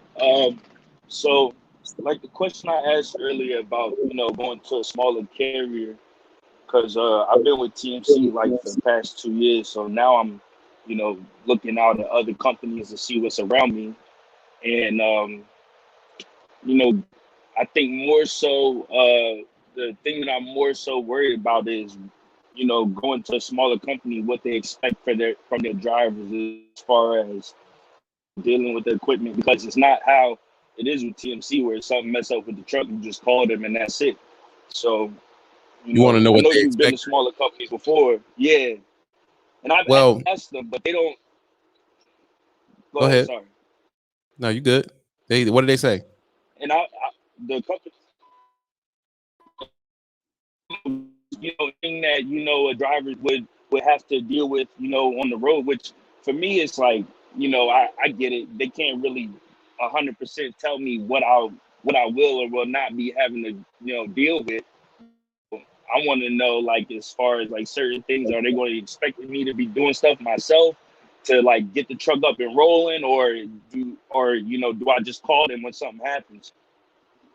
No, for the most part, you got a little background noise, so I'm gonna mute you so the background noise ain't there. I'm gonna answer your question. Um, for the most part, they're gonna want you to be self-reliant on certain things. This is what happens when you get out of the regime and you go to a smaller company. Their back office isn't that big, so a lot of things you kind of got to do on your own. So some things you'll have to pay for on your own, and they'll reimburse you. Some things like and a smaller company will kind of expect you to limp it to the truck stop to get it fixed, and a big company will have a unilateral rule of if something's wrong, you wait for the roadside assistance. So they'll have little teeny little things like that that they kind of need you to do because they're not set up like the full regime. Also, you have to understand what's going to be to expect is you can't expect a static pay date. When you go to a smaller company, they got two people back there trying to log the paychecks and do all of the stuff for the whole company. So sometimes they miss payroll. So you probably supposed to get paid on Thursday. They may not send you a check or a payment until Sunday, or they'll say the people is not open on Sunday and your check may not come to Monday. So you have to deal. You can't go there and be like, it should be this, it should be that, it should be this. No, you just left that. Now you're dealing with a mom and pop situation that is not perfect, and sometimes you run into things that are not perfect. What they're going to expect. Sometimes a smaller company expects you to, they expect you to know what you're doing and not have to call them that much because they don't have people sitting around for you to call them every time you have an issue. So you're going to have to use critical thinking and problem solving when you're dealing with a smaller company. That's pretty much what they expect from you. Besides the X and unknown, they could also expect something way out of the way that I don't know because I don't know who you're dealing with. They could expect you to legit run illegal. I ran into that dealing with smaller company. Oh, most people, they'll say something like, most people just cut the LLD off on the way back. So sometimes it's that. It may not be that. I'm just saying it's not out of the norm for it to be. So that's kind of what you have to expect. You got to expect whatever you're used to. You're going to realize that TMC spoiled you in a lot of ways. They spoiled you in so many ways, and you're about to find out how many ways they spoiled you. And that's what you have to be able to deal with the learning curve if you want to stay at that company. You good? I can hear you. Okay, I see what you're saying. And so the company I applied for, they do heavy haul, but from what they were telling me is that they do some local stuff, some over the road. So is that something that is like a red flag? Should I be looking at that, or is that cool? Like, whether I go out or stay close, it don't matter. Well, it depends on what you want. If you're doing this to get home and they tell you sometimes we go over the road, they're going to be able to send you over the road when they want to. That's Yeah. simple, because they put it up front. If you're trying to say, I don't want to go over the road, I particularly would go to a place that don't have an over the road uh, thrown in there. It's just we do these loads and we don't do over the road loads. I would go somewhere that way. But if you don't mind it, then it ain't a big problem. Okay, I see what you're saying. Yeah, You 'cause know? I don't really mind it because I'm just trying to learn that end of it. You know what I mean? So Right. Because heavy haul is big money, man. yeah, I mean, I'm not really doing it for the money. It's just more so for me. Like, I don't want to be a one trick pony at the end of the day. I want to know as much as I can, especially Right. being young. Like, I don't really got too much holding me back. So Yeah, I agree. But at the same time, you know, to not be doing it for the money, you pick the industry that pays the most. Heavy haul pays the most, period. That is the Yeah, most paid division, period. Now, they're not working as much. You know, it has to be a year where they're where the banks are giving out loans for people to do a bunch of building. That's when y'all boom. But when you're dealing with a heavy haul and maybe you're doing you just got a step deck on the back, they can waver in and out. 1 minute you'll be hauling crazy big stuff, and then sometimes you'll just be hauling scissor lifts when they're just trying to get by into the next building boom. You see what I'm saying? So you just got to know the the ups and waves. downs of it, the waves of it. Yep. All right, Exactly. I You see what also you're have saying. to be into the news because what the news is talking about affects your money directly. So you need to be paying attention to trade agreements and all that type of stuff on the news that as young people we didn't care about when we were kids, but that directly affects your pocket. So if you look at a trade agreement thing and it says, "Oh, well, this is going to put the country in this position," and next thing you know, 54 states are going to try to redo their roads and aqueducts, that means you about to get a bunch of money. A bunch of money. Okay. But if they say, "Oh, we're cutting off trade to this country, and which is going to affect building for the next 2 years," expect to be getting scissor lifts and BS loads for a while because ain't nobody really building like that. Yeah. You see what I'm saying? So you just got to know how to roll with the punches and roll with the groove. Once you learn that, go in there with a student mind frame, and you'll be fine, man. But understand that small companies got small issues. Yeah. That's pretty much it, man. I thank you for calling in. If you need something else, hit the private chat. I got to get the next caller. I appreciate it. No problem, dude. You can keep listening though. I'll put you in the queue. Raymond Holland, Big Money Grips himself. What's going What's on, going man? on, Money Bags?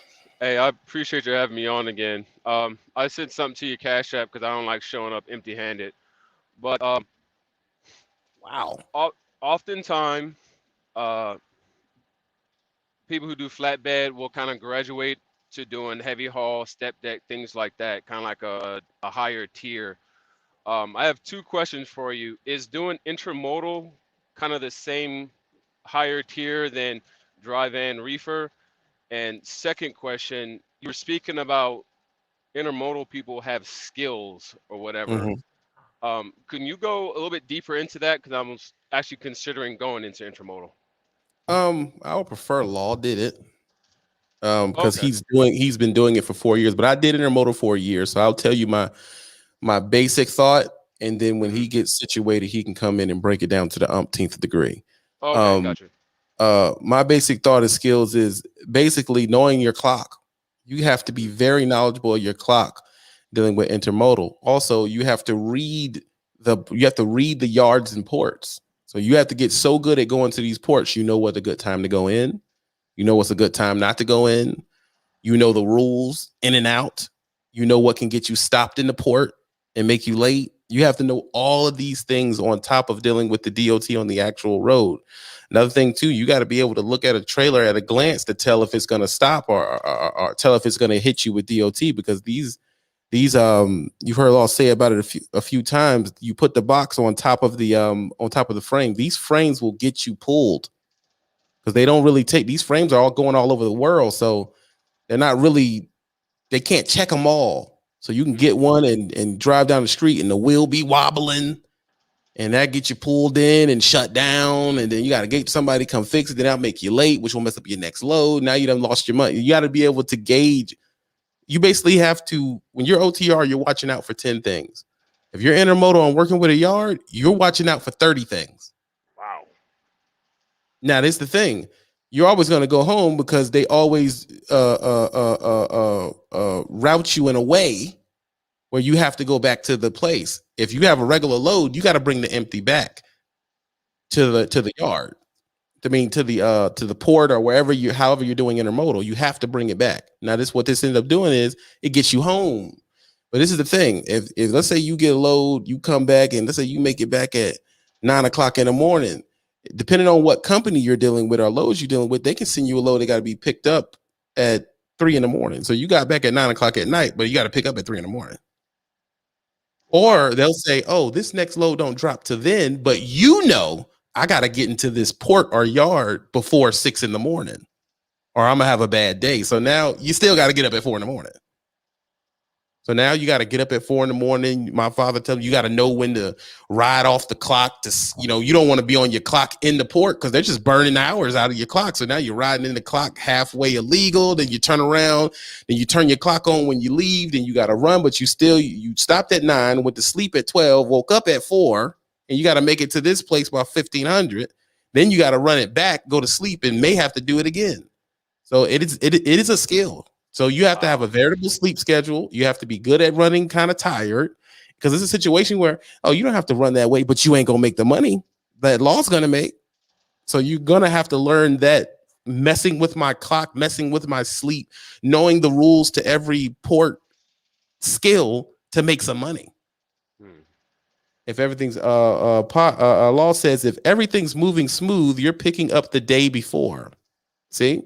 He went in there the day before he went home and went to sleep, and now law can sleep in to 8, 9 o'clock in the morning because he already has his box out.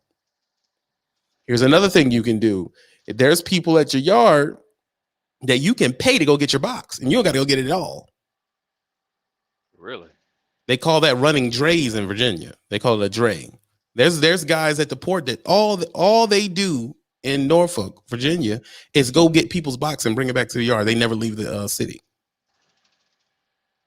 It sometimes is where I'm from. There's an old dude with a beat up day cab, and that's all he does. He just goes get people's drays, and they give him $60 to $120 to do it.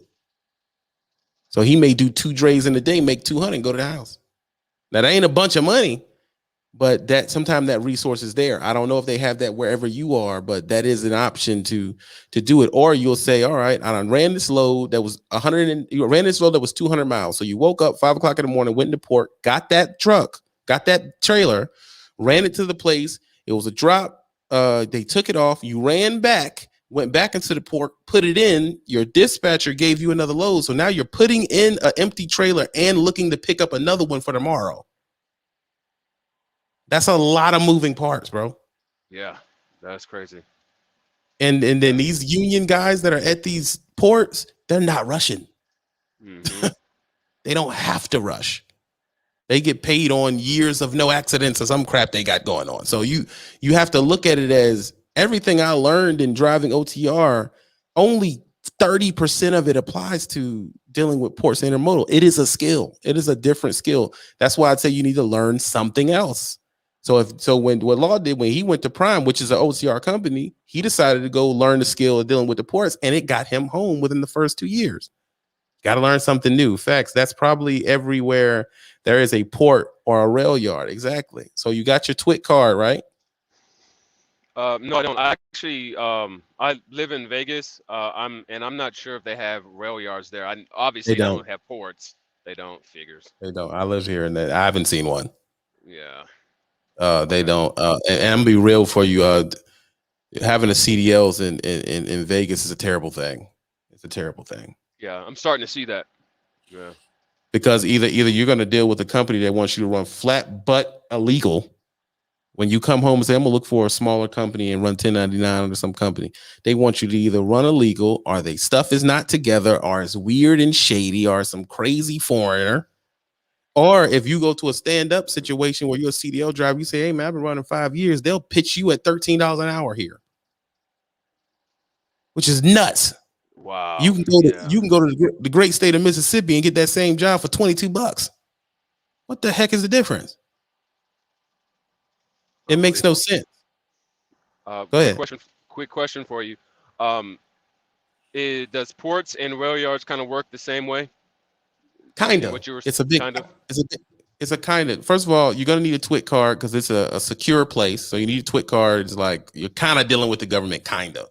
It's a secure place. It's a point that a terrorist would love to hit. So you definitely got to have a TWIC card and be vetted first. Then where I'm from, and I don't know if this is true or not, where everybody else is from, you have to get a port card from that port on top of your TWIC card. You got to get a port card from that port to be able to and then when you're done with that, then you're going in and out. You got to have a pretty good talk. You can't talk no mess to these people because they will screw your day up. So if you have a little attitude today, and you convey that to someone, you just screwed your day up. They'll tell you go sit over here, and now you're just screwed. So you can't do that. You got to go on. How you doing, ma'am? Yes, sir. I'll get right to you. You got to know how to speak to these people because half of them are on they're in some type of union where I'm from, and they don't want to be there anyway. They're just getting a check. So if they could screw your day up, hell, why not? But they run basically the port. You're dealing with water, and one thing I realized about the port is they get shut down by customs more than the rail yard does. I've heard you say that. Yeah. Yeah. Because you're dealing with, now you're dealing with drugs and crap coming from other countries, stuff like that. So they get shut down a little bit more than the rail yard would, but the rail yard, they have their stuff too. Another thing too is these yards and these ports, the potholes, bro. Like that can mess your tractor up. Some of these places, they're running at full speed all the time. They don't have time. And then you picking up, and then there's another thing they don't talk to you about. The little outside yards around the city where sometimes loads are, you may not even go to the rail yard to get the load. You may go to J. Jonah Jameson's yard to pick this up. And my God, the potholes can swallow your truck. So now you got to watch your shocks, watch your tires. Dudes are dropping sharp objects in these yards that don't have any pavement. They can puncture your tire. Anything can happen. And sometimes they're in shady parts of the city. There's no lighting. You just have to be hip to the game before you go in there. Now, me, I did it. It's not hard to do, but to me, I was like, I just didn't like it. That's it. I just didn't like it. So I didn't do it. But I got home 3-4 times a week, and I seen between $1,200 and $2,800. So it's like, is it a bad deal? If I had my truck out cash, you could boost that up to $3,500. If I had a cash truck, I'd have been winning. I'd have been winning all the booty meat you can get, bro. All the booty meat you can get. But at the same time, you are dealing with more headaches than the average driver. So it is, to me, to know how to. My dad has done the port for 22 years. That's crazy. Wow. And he's pulled a boatload of money out of it. But my thing was, like I told him, I just hate it. Like, I just don't want to do it. I don't like the sitting in line. Oh my God. Sometimes you'll go to the port down there in the great state of Virginia, and the line will be out of the port onto the road. And you'll sit there for 2 hours trying to get in. Wow. Then you'll get in and find out one stupid thing and realize you can't even get it. Oh my God. You bringing up bad memories, man. I'm telling you. You understand? But the thing is, you did get home and you did make money. So you can't break that. And if you learned your skills right, I found out that I went in at the wrong time. My father said you shouldn't have went in at that time. You got back with a load. That's what I got back with a load. They called me and said, hey man, go back in there and get this load for tomorrow. But this is during rush hour time. I should have either did two things. I should have cut my clock off, chilled somewhere, waited to about 7-8ish when it's about to run down and slip in real quick and get it, or I could have woke up early and got it. But I didn't know that. That's why I said he has the mojo. I didn't know that. I was just running in there thinking, well, this is the port. They should take me. Yeah, dog, don't do that. You'll learn. Like I said, when he gets situated, he will talk to you about intermodal, talk your head off about it, because that's what he does. But I stopped. I was like, screw this. I don't want to do this. I'm pop and drop, baby. Hit the dock. That's what I wanted to do. But at the same time, it had me stuck OTR for 7-8 years. You see what I'm saying? If I had learned that skill, I could have just went straight into intermodal and didn't do OTR at all and been home all I want to. So you got to weigh it out. Like, how bad do I want to get home? You got an old lady? No kids either. Oh man, you living it. I can't stand people. Oh, you living the dream, man. You going acting like you need help and you winning. You winning, bro. First of all, leave Vegas. Ugh. Man, I was born and raised in a small town, and I did the military thing. I wanted to be in a place that was like big and had shit going on, but you picked the wrong place. Well, it was better than Los Angeles. Definitely, but what I'm saying is, had stuff going on. Yeah, you probably was younger, but like I tell people, when you have a CDL, you're dependent on industry, and Vegas doesn't have one. All they have is the casino. So, and you probably didn't pick it when you had a CDL. So I get that, but I'm saying, Now you got a CDLs. You're trying to figure out, what does this city make? What does it make, and what does it take in and put out? And that means that if you're trying to do it in Vegas, they don't really export nothing. Exactly. Everything just comes into the city. It just comes into the city. That's it. Yeah. And then you're living here and stupid rules and all this other crap. It's like, man, you could have went somewhere like, I'll just use one because I like this city, even though they're going through problems right now. I don't suggest moving there, but Seattle, right? You know, you're dealing with large semiconductor import. You're dealing with technology. You're dealing with, logging. You're dealing. It says they have so many industries that you could be hauling. You're dealing with a very large population. So now you got food goods and fuel and gas, and you just run around with your CDLs making $20-$30 an hour. But it is not a place to go right now. They're going through a lot. Oh yeah. Oregon's Portland's pretty bad too with the homelessness and the meth and everything. My company is actually based out of Salem, so I see it all the time. It's pretty ridiculous. And let me tell you something. I love Portland. If I had a choice, I would live in Portland, but it went so downhill with the meth and the drugs. It was like, I don't think I want to. I don't want to have I'm living in a nice place. And then there's like, and this is no exaggeration, people. There's homeless people literally screwing on the street.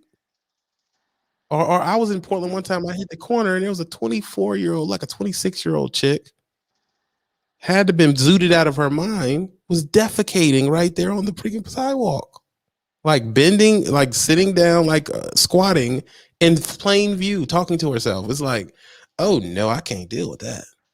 Yeah.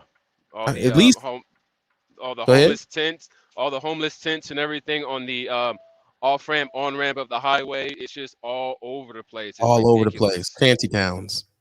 So it's like you got to find a city with a good median, because usually places that do have a bunch of freight in and out, they also do have a bunch of crime. So you have to figure out where that's going to be. But if you're trying to get the most out of your CDL, the first move is moving out of Vegas. You got to leave Vegas immediately, because there's nothing here for us. There's nothing here for you in Vegas, man, unless you're just going to succumb to drinking and whoring, then you'll be happy. And I don't do neither. So it's like, yeah, exactly. Same. I just want to chill and make a decent amount of money and live in peace. And you can't really do that if, everywhere you go, it's like go girls gambling. Like, what am I even going to see right now? That's how I felt it up. But I hope I answered your question good, Raymond. And when we get Law in here later on, or maybe tomorrow, he could definitely break it down deeper than that. All right, man. Hey, I appreciate you, sir. You have a good one. You too, buddy. Stay clean. Don't do drugs. And here we go with this crap. All right. Oh man. Every day. What's going on, TV? Hello, Messington. How can I help you, though? How can I help No, you? I just wanted to touch on the subject of people going local. Because I think like a week or so ago, Lo had touched on this on one of his lives. It's a real good live. Mm-hmm. But I guess you can say technically I've been working for local companies out of my state since I've been a CDL holder. And the thing that people have to understand is that if that's something that you want as soon as you come out of school, it's possible to find a local company, but there are a lot of determining factors in it. It took me a while to find the company that I found, but I had the benefit of having like a placement coordinator at the school that I graduated from. So he kind of gave me some direction in that. Mm-hmm. But it's all based on your location. So like, again, when you said if you stay in freaking Scoop Up, Mississippi, and there's no industrial areas through there, then the ability of you getting home working a local job or doing something regional might be a little bit sketchy. Right. So drive around your city, go to like if there are any major freight hubs or like a lot of go to a place where there's a lot of truck traffic, see what trucks are coming in and out of there. That would be a good place to start, to maybe find some local companies, or at least find a direction to go into. Also, a lot of these local companies, or at least companies that I've worked for, they So like the company that I work for now, and then the company that I work for previous to this company, they lease their equipment through Ryder. Mm. So anytime you had an issue, whether it's a truck or trailer, call the RCRC, the what's that? It's like the Ryder Customer Care Center, something like that. Okay. And they send like a third party vendor out to service the truck or trailer. So whether Mm. that's Love's or whoever is like in the area, and that they have a contract with. Not all companies do that, but the ones that I have, So what is they your? Let's get to the real. Let's get to the real. Jesus, Joseph. How much? How much? How much time do you have? Because you're local now, right? no. Okay, when you were local, how much time did you have as far as at home and chilling at the house in a day-to-day basis? So the company that I work for, it was based out of Holland, Michigan, and the name of that company was Transway Inc. Mhm. And they got me home every weekend. But that's because their work was like set up that way. Like the contracts and stuff they had a contract with graphic packaging. So they have a bunch of locations and stuff in like Illinois and some other places. They had a contract with Founders Beer out of Grand Rapids. So a lot of their stuff would go towards like the Carolinas. Who else? And it's some one other place that I can't think of. But yeah, they had me home on every weekend. Usually like every Thursday, like Wednesday or Thursday, will call me like, hey, do you want to keep rolling through the weekend, or are you coming back to the yard? And usually I just kept rolling, but sometimes there was stuff that I need to do at home, so I was like, no, I'm gonna just come back to the yard. So, are you an advocate for going local? I'm an advocate for doing whatever is best for your situation. That's a politician. Personally, That was a personally, politician. personally, me, I'm on. Like I said, I have goals and financial goals and other personal goals that I have. So being at home necessarily isn't beneficial to me. Like the company that I work for now, I'm out 10 or 14 days a week. I have a lane where I go from Michigan to California. I have 12 stops. I might deliver a couple stops in Arizona, a couple of stops in North Las Vegas, and then finish out the rest of my route through Southern California down to the border, pick up Mhm. some Hyundai, and then take 40 back to Michigan. Okay, now can you answer my question?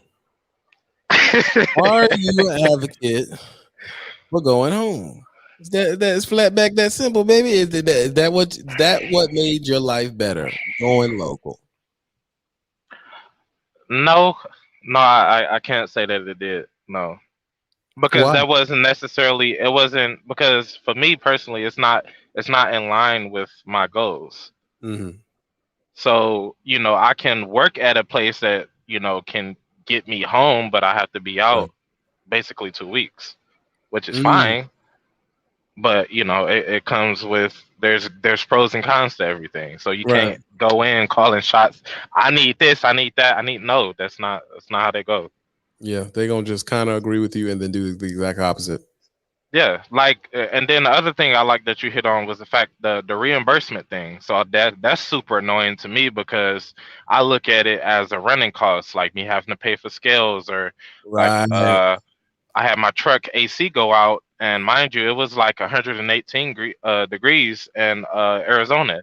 So, or no, I was in no, I take that back. I was in Fresno, California, Oof. and I had to take it to a rider there, but they didn't have the parts in stock. So, and they wouldn't let me sit in the shop because of the whole COVID nonsense. So this dude made me sit outside in the 118-degree weather. I called them like, boom, I'm not gonna do this. I'm about to go book a hotel that's like less than a mile away, and let me know when y'all get the parts. So I had to come out of. I paid for the hotel for about 2 days. It was like almost a little under $500, but I had Ooh, to whoa, have that whoa, money on me. So I swiped my credit card to pay for it. But hold on, stop. Ooh. What hotel you go to that was $500 for 2 days? almost $500. It was well, cause I don't like staying at little rinky dink places. It was Holiday Inn Express.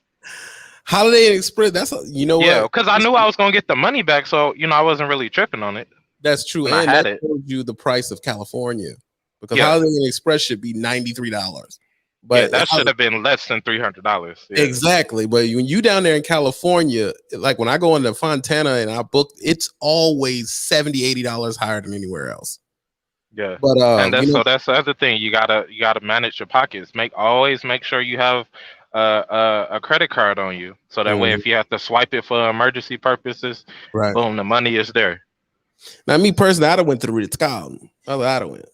I Well, gotta that go was there. as Ritz Carlton as it got for that area. I, And then the Uber ride, like I say, the place was Ooh. like a. I think if I would have walked, it would have been like maybe 15 minutes, and that Uber ride was like $18. Oh yeah, they're gonna hit you for the Uber ride because the taxes attached to it in the state.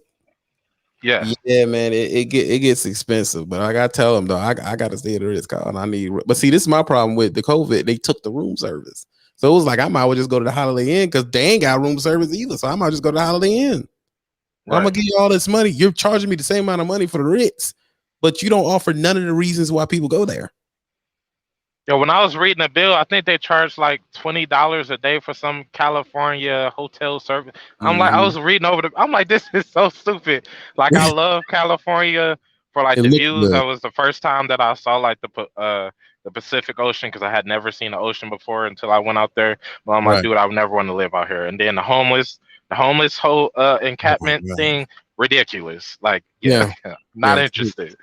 It's pretty rough. It's pretty bad. But I tell people all the time, they get you on the coast, the Pacific coast, on how beautiful things are, but the rules are nuts.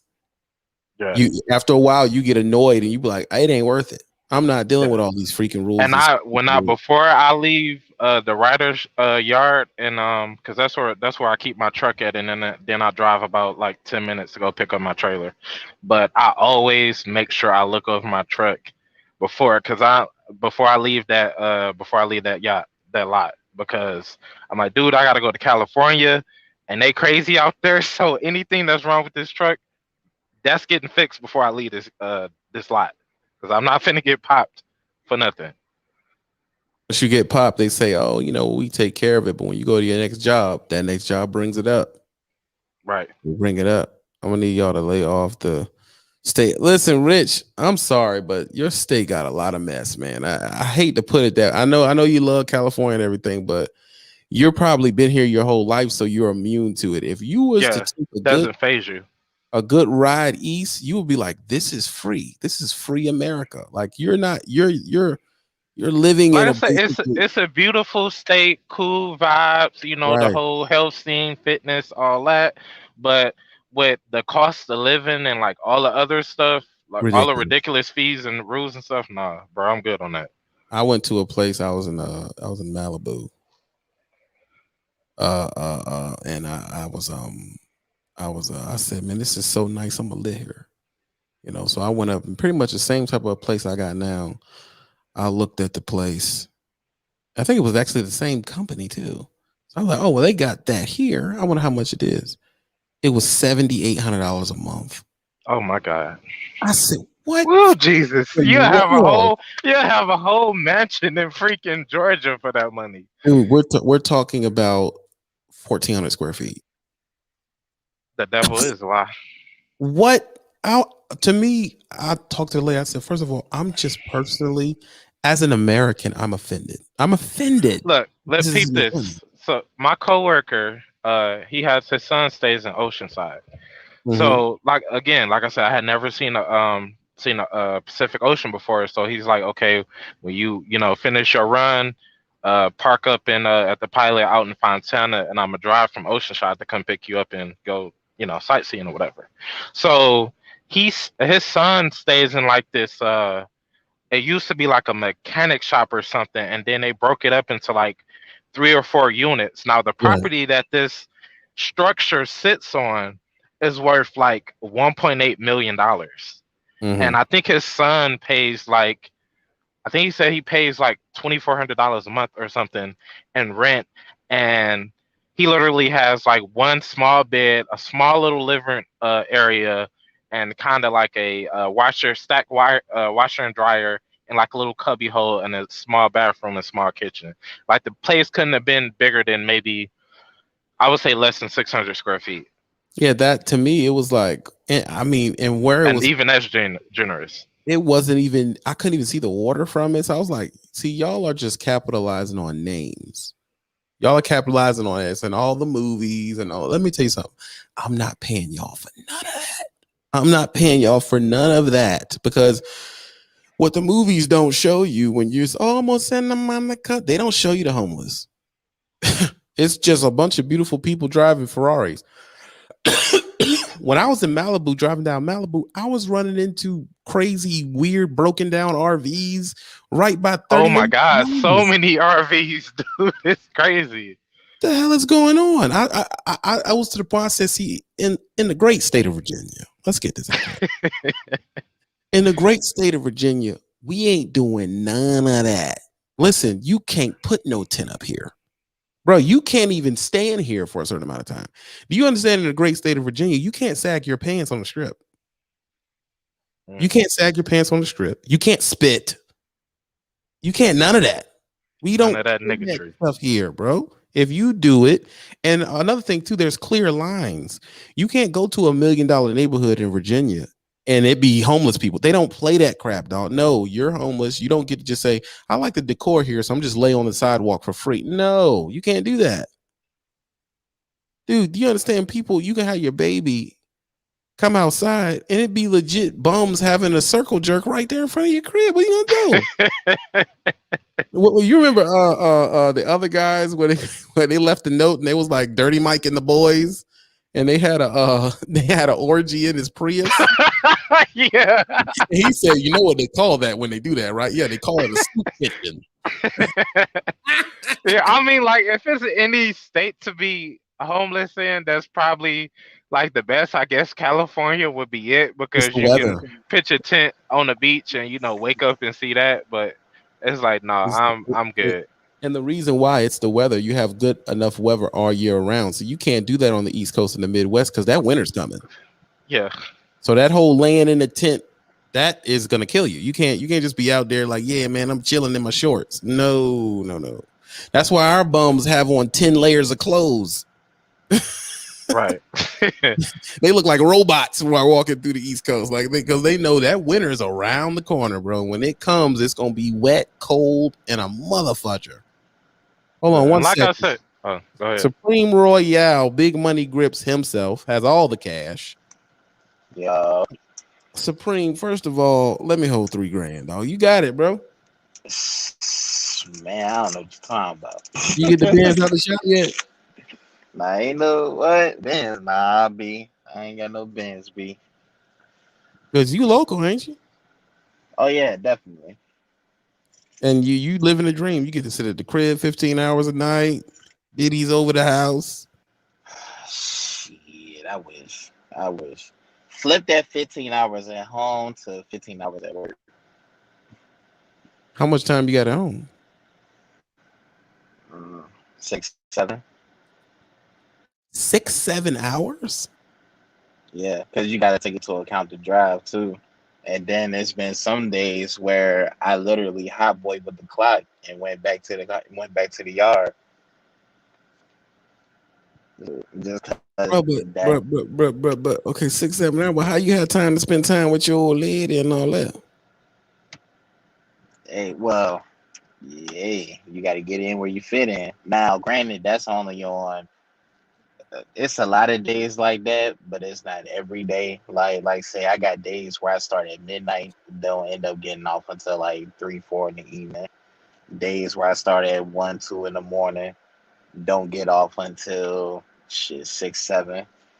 So Mm. so yeah, my days run long, and it's definitely not for the week. And shit, I be having my days like every month. It's one day where I'll be driving, and the league be looking kind of good some days. I ain't gonna hold you, but but honestly, it's not for the week. And the only real reason I'm even local is because of my kid. If I didn't have my son, I would not be local.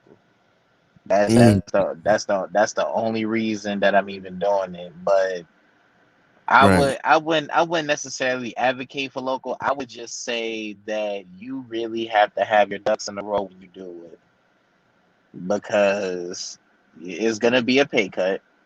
And Mm. on the subject of that, to find a decent local job, number one, you're gonna need about 2 3 years OTR. Wow. So off the rip, you're gonna need at least two, and then you're gonna need a hint of luck, because the company that I'm at, I applied to these people back in like 2017, 2018. Couldn't get in to save my life. I ain't even get a call back. Then circled back around when the pandemic hit. I applied again. I was able to get in. They needed drivers. Mm. So now, and then I just got a bump and raise. So now, for the You work ball. that not necessarily balling, but I can say, I can say that the work that I'm doing is somewhat worth it now, because for full disclosure, when I got on, I was getting like 19 an hour. Mm-hmm. Then I got bumped up to the 24 an hour just about a month ago. I'm Mm. also I'm also under a union, so that's why my situation worked out like that. So you a So, union guy. oh yeah, Y'all got pensions? pensions. I'm not exactly sure on that one. I kind of got thrown into the union. I ain't even gonna hold you. I ain't even really had much of an option. Like, I got thrown into that shit. But I mean, do they offer you the pension or not? Yeah, they offer it. So you do 20 years, you can sit back, make $7 grand a month off the pension. Yeah, but I'm not trying to be here for 20 years. I'm definitely working on an exit plan to get out of trucking. That's not, no. So No, we're you not ain't be doing able to do the 20. You can't give them the 20. it. Hell no. What? But No. 20 years to be paid for the rest of your life and not have to worry about a job. It sounds like a good deal, brother. Yeah, and I'll be damn near dead by the time I get done with the 20. I ain't gonna be able to enjoy it. Like That's the the work angle. that the work that I do, I'm not like the Cisco niggas. I'm not piece by piece coming off the trailer. We don't do that per se. Right. But I do like I am in the food service, but it's a little more easier than what they're doing. But even with that said, I'm still dealing with lift gates, so I'm still pushing stuff off of them trailers at very dangerous positions, all Mm. up in the middle of Baltimore, looking crazy in the rain, in the Oh, snow, all of that. they got you going Yeah. over the big reds. Mm-hmm. You going over it, so Yeah. you know where Big Charlie's is over there before what's it? Big Charlie's? I think it's Big Charlie's. It's like an old school. It's like a Waffle House across the street from it before you go to the Yeah. Chesapeake Bridge. Yeah. And there's a Wendy's next to it. Yep. Is it? Hey, listen, dog. That's the spin out though, because when you doing bad, you can just park there and slide right over there to the Waffle House and ruin your life. Like, yo, I know the spot. Yeah. So you going there? Where are you picking up out there? You picking up a military circle? What are you picking the load up to take? Oh no, I'm in Richmond. Richmond? Yeah, that's where the company I'm at. If we was behind the Patreon wall, I would say where I'm at, but No. Don't say it until we get behind me. right. But I'll just say with the company I'm working for, there used to be Rich Food for anyone that knows what that is. But yeah, so So I you a mean, Richmond cat? yeah, I thought yeah. you was Norfolk cat. Dog. I thought we was kindred spirits out here in the streets. You from Richmond? Look, yeah, I lived in the 757. I low key want to go back to the 757, but Right. I had to come back to the 804 one time. You know what I'm saying? You That's where want the you family want at. you want to get to them beach girls. That's why you want to go back to 757. That's where all the women at. We Hey, know. look, Listen, we know hey, y'all come hang out at the strip when y'all want to see some stuff, bro. We know the truth. Ain't nothing hey, popping in Richmond for real.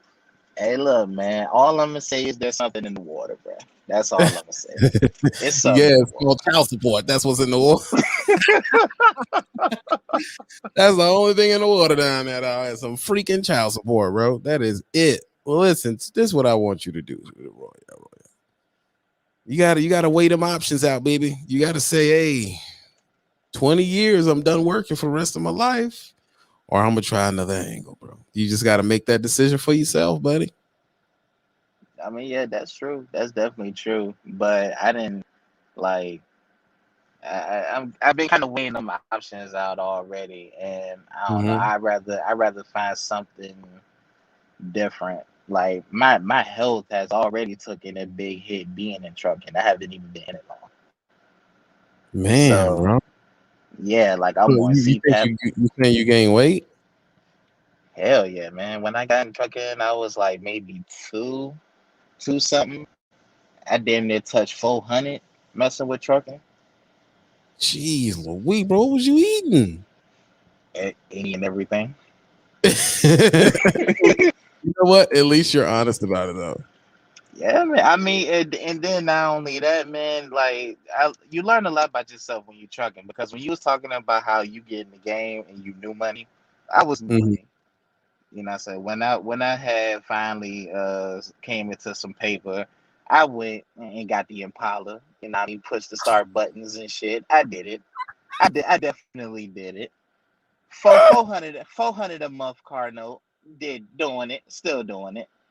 You know what I mean? Mm. But Supreme did that, so hopefully you won't have to go through that. You know what I'm saying? No. We got to break it down way deeper than that, right? So you got the $400 car note. Did you push it back through the hood so all the biddies can see you? Nah, nah. I was over the road, so I couldn't even. Didn't even have a chance to enjoy it. So when you My went dad, home, you my didn't dad floss was it doing out. it though. He was driving your car. Yeah, I left with my pops to take care of it. Now he was flossing in that joint. Getting all the young biddies. You see how I'm living, don't you? Yeah, Ah, it legit was bragging about it. He'll call me up like, yeah, man, get all type of love in the car. Like, that's a mess. yeah, I And mean, plus, like, he your shit. pop's gonna close the deal too. Oh, quick. Oh He'll yeah. close. That's a mess, man. So you went and got that. Did you see you didn't go on any trips? Because I see a lot of cats, they get in the truck and that next year, man, they don't went to Jamaica. They don't went there well. Nah, I ain't do no trips. Like, I ain't do no trips. I didn't like say I wasn't even really. I couldn't even really enjoy it for real. And then once I got on child support, that really kind of X that out. Damn, man. You got hit with a child support? Yeah, Gee. but yeah, Jeez. it was that's a funky situation in itself. But yeah, I'm still on that. But Yeah, it's about time for you to lease a truck and get an LLC, buddy. You want to survive that. yeah, I mean, I'll say this: the company I'm at now, I'm still cool even with the child support. Like I'm still able to do good, even with that getting taken out. Because when I had that happen, I actually was out of work for a month because of my health. So when that went down, I was kind of fortunate enough to where they won't take in but so much out my check. So it kind of, you could say I fudged the numbers a little bit, so that way I wouldn't take a big hit. I mean that, bro. You got 20 years of that, Jack. Like that's why I tell people. I tell them, man, you gotta be very picky, man, because that's a 20-year bid, buddy. Yeah, Like for yeah. real, I've never worked a job of worth and the money been all to me. I've been paying her my complete adult life. Shit. You got to think before I wasn't really working before, I had a kid. So, once I had a kid, then I found my career maybe a couple years later. So that means I've never gotten a check without her getting a piece of it. Never in my life. I don't even know what that feels like. Damn, yeah, see, and I had my kid, I was already in the workforce. I started my first job when I was 16. I ain't had my first kids till I was 22. So I was already in the workforce by the time I had my first son. Hey man, it's just one of them things. Because listen, your success took a shot at you. Yeah, and the biddies was on you. You was pushing the Impala, and you was like, "Screw it, I'm dumping." And you just dumped, like, "Screw it." Yeah, It costs money yeah. when you like that. Costs money. See, this is the real thing. Okay, this is the real thing. The real thing is the decision making and keeping the practice in modesty. Just Right. practicing modesty. It will get you a long way in this world, man. Because your ego don't have to get all the way out of whack for something stupid to happen. You get just a little bit out of whack, and you can just slip just a little bit, and then it's like bang bang booey. Now you paying this person. And some old man told me, he said, it don't matter your gender, none of that. The more you make, the less they work. Right. Because they depend on that income from your trucking career. Like it's it's an asset that they have, and it's like I ain't got to worry about that because I get paid every month. Like they talk like that, like I make $700. Thank you, darling. I make $700. A month off my child support, so they don't see the reason to have to work extra freaking hard. So now you're just gonna have this person that's just gonna sit like that. Now it's gonna screw them in the end, Right. but you have to take that first 20 though. Oh yeah, definitely. It's all Definitely. love, man. First 20 ain't gonna kill nothing, man. You be all right, bro. You young cat, you got big money, you good. You be all right. You Yeah, gotta take them man. for the team, buddy. And I say this too. When you was talking about learning your clocks, when you were dealing with the small companies, Mm-hmm. that's definitely a fact because right after the league, I had went to this little small situation again with my cousin, and man, it was some janky shit going on.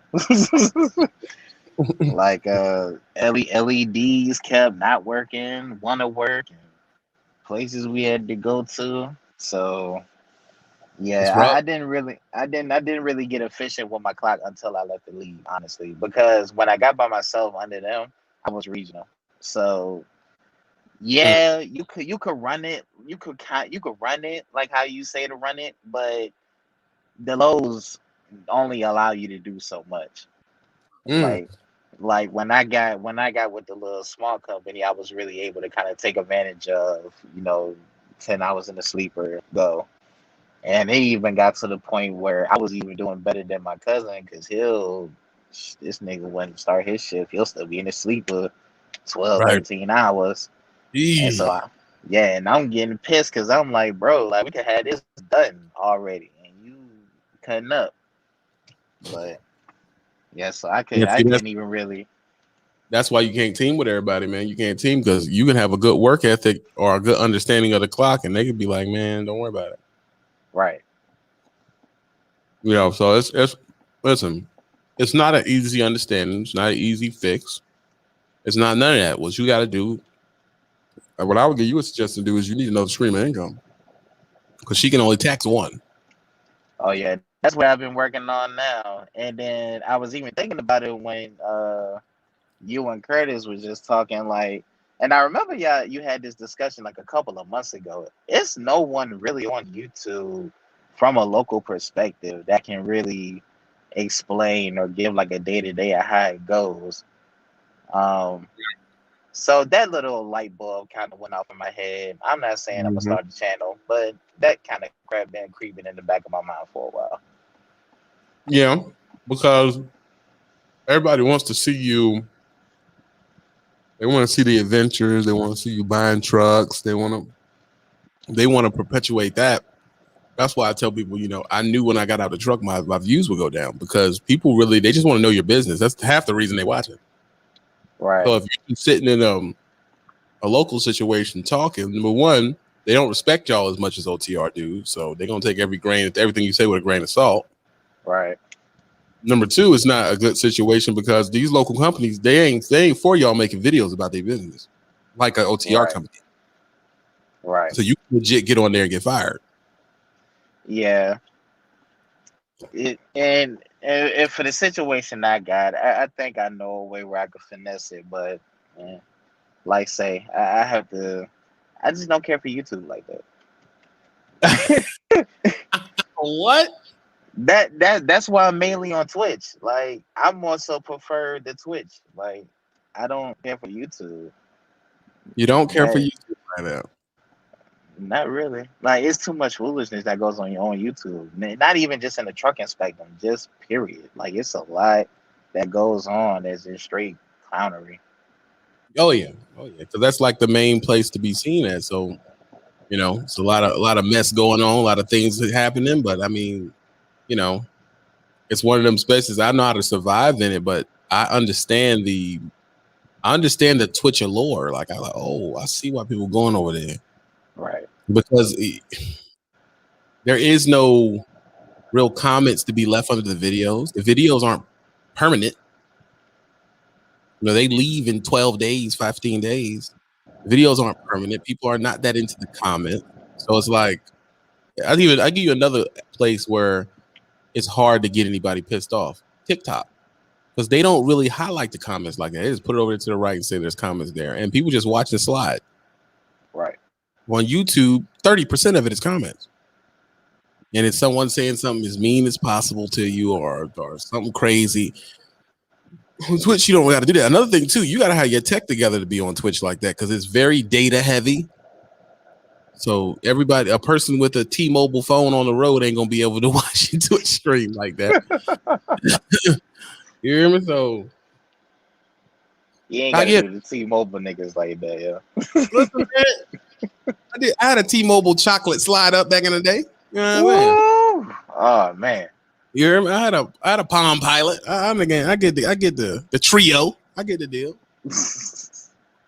You know what I'm saying? I had the Razor, the flip phone Razor back in the day. I remember they had the little MP3 play buttons on the front. I remember that stuff. But did you have a sidekick though?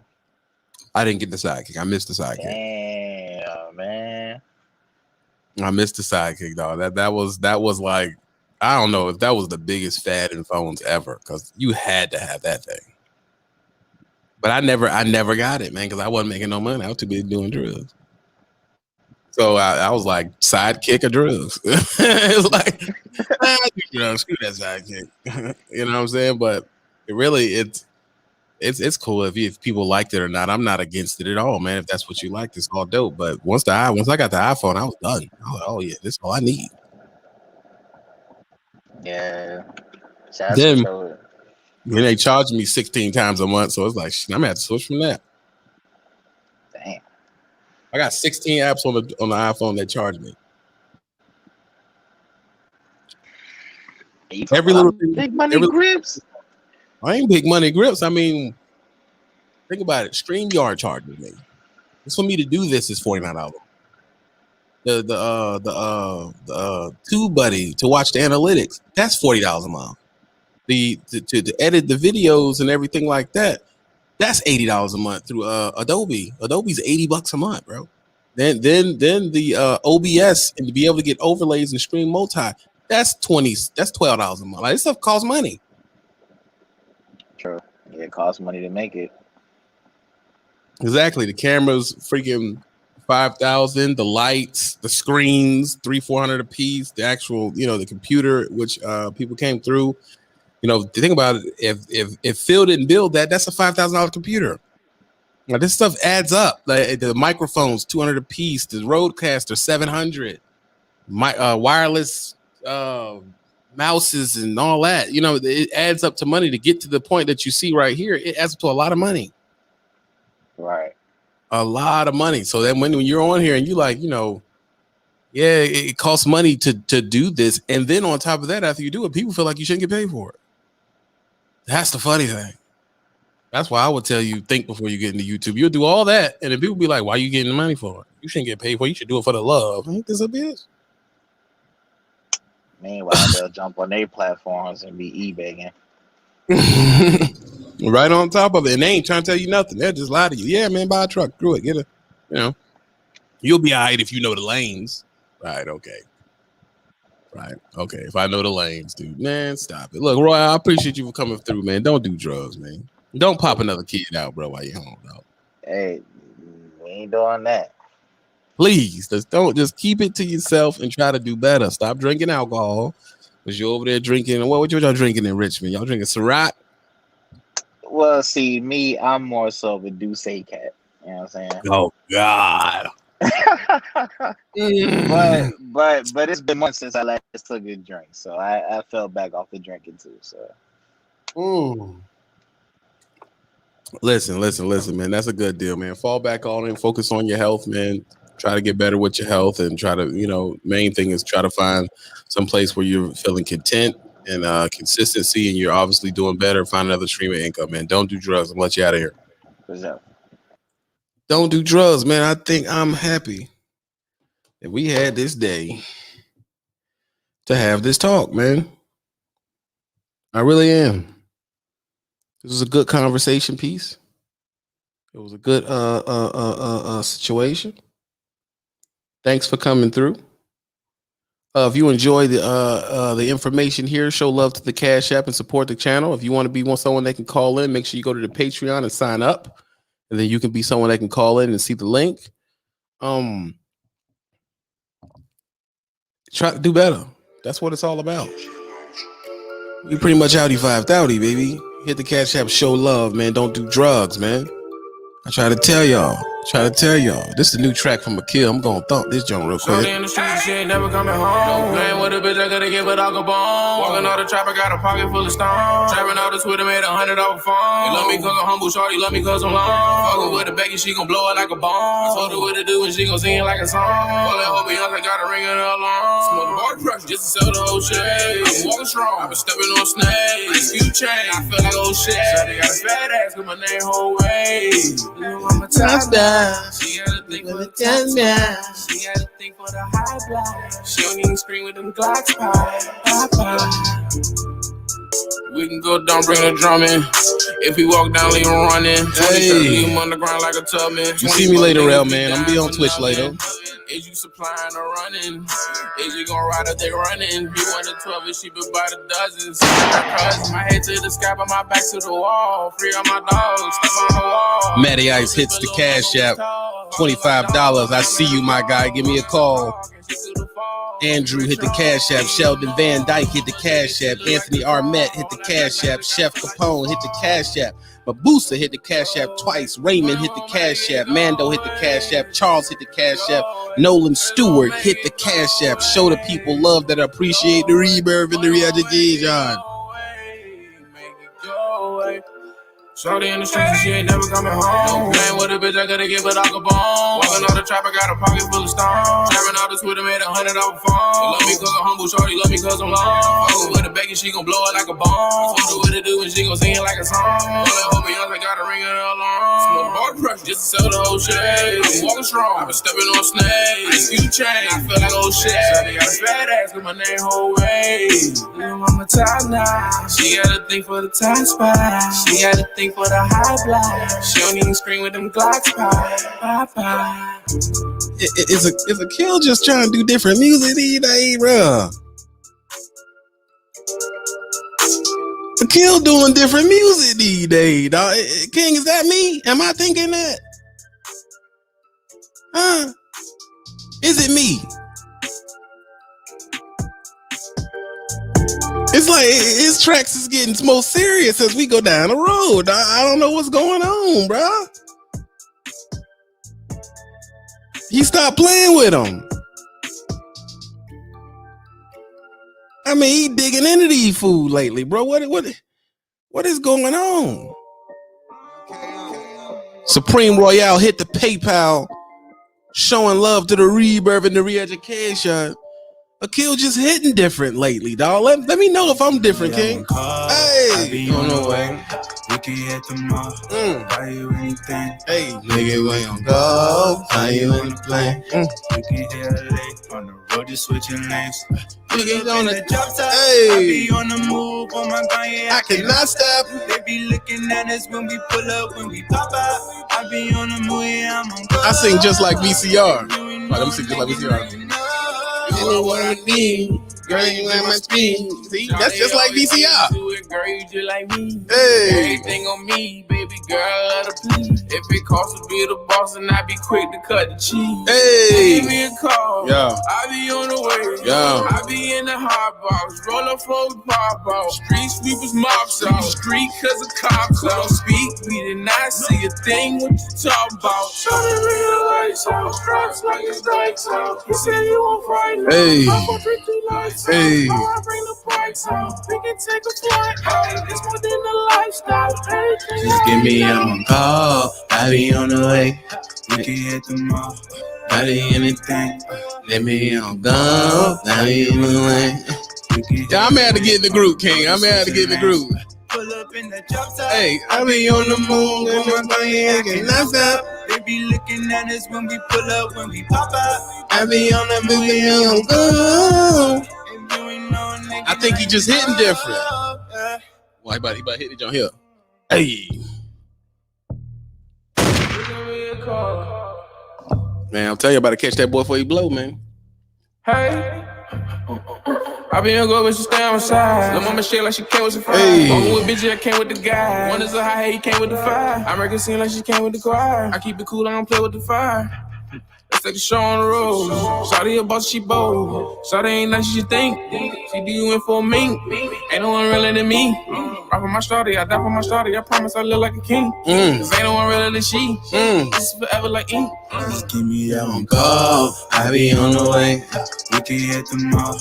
Why you anything? Really on go. I be on the plane. We can hit late. Oh. Or just switching lanes.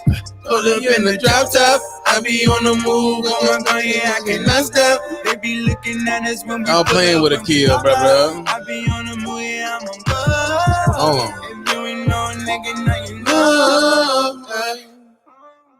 What kill joint? Bomb, bomb, bomb. Kill knocking it, dog. You knocking it. Akil is knocking it, man. That's his IG right there, man. Kill VCR, bro. He do all the music and stuff for the page and stuff, man. It's do you plan on? No. Yeah, he been in his bag. It's open for you. What's open for me? You know, Akil, he got something for everybody, man. Oh yeah, follow the Burning Miles, man. Follow the Burning Miles, because you know that's where I'm gonna be at next, right? Today. Going over to the Burning Miles next, over to Twitch. So my next 4 hours of streaming is going to be on Twitch. And that's a figgity freaking fact. All right. So make sure you do not miss that. So it's Twitch Burning Miles. Just type in Twitch Burning Miles. Okay. You got something for everybody, dog. To get in the groove. I'm gonna get in the groove, dog. Yeah. Yeah. Hey. Yeah. Yeah, right hand of God, promise won't lie. Nigga play with kill, probably gonna die. Nigga play the field, run a 4-5. Nigga play the middle, shoot at both sides. Play with spaceman, I'm gonna slide. Why would I lie? You probably high XDM. This a 4-5 DMX. I'm a rough rider. Try to keep peace till a nigga tried it. He keep talking fly, put him in the sky. Put it in his face, now he acting shy. Put him in the blunt, we just trying to get high. Roll another sheet, burn the evidence. Nigga up the heat, he got hesitant. I don't mean to tweak, I need my medicine. Shoot him at his feet, I'ma let him live. But I won't let him live. I'ma up the sick, put him in the grave. I'ma have to dig. Niggas perk, but don't want the consequence. Hogs in the farm, feed them to the pig. I don't need a bean. Overconfident, spot them, got a bullet, stay anonymous. Pull up on them, ask them what the problem is. Fuck the send me, I'ma fully auto him.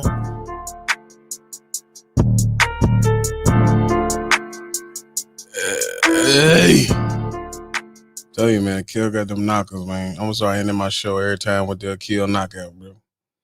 I'm gonna end my show with this every time, Jake. Where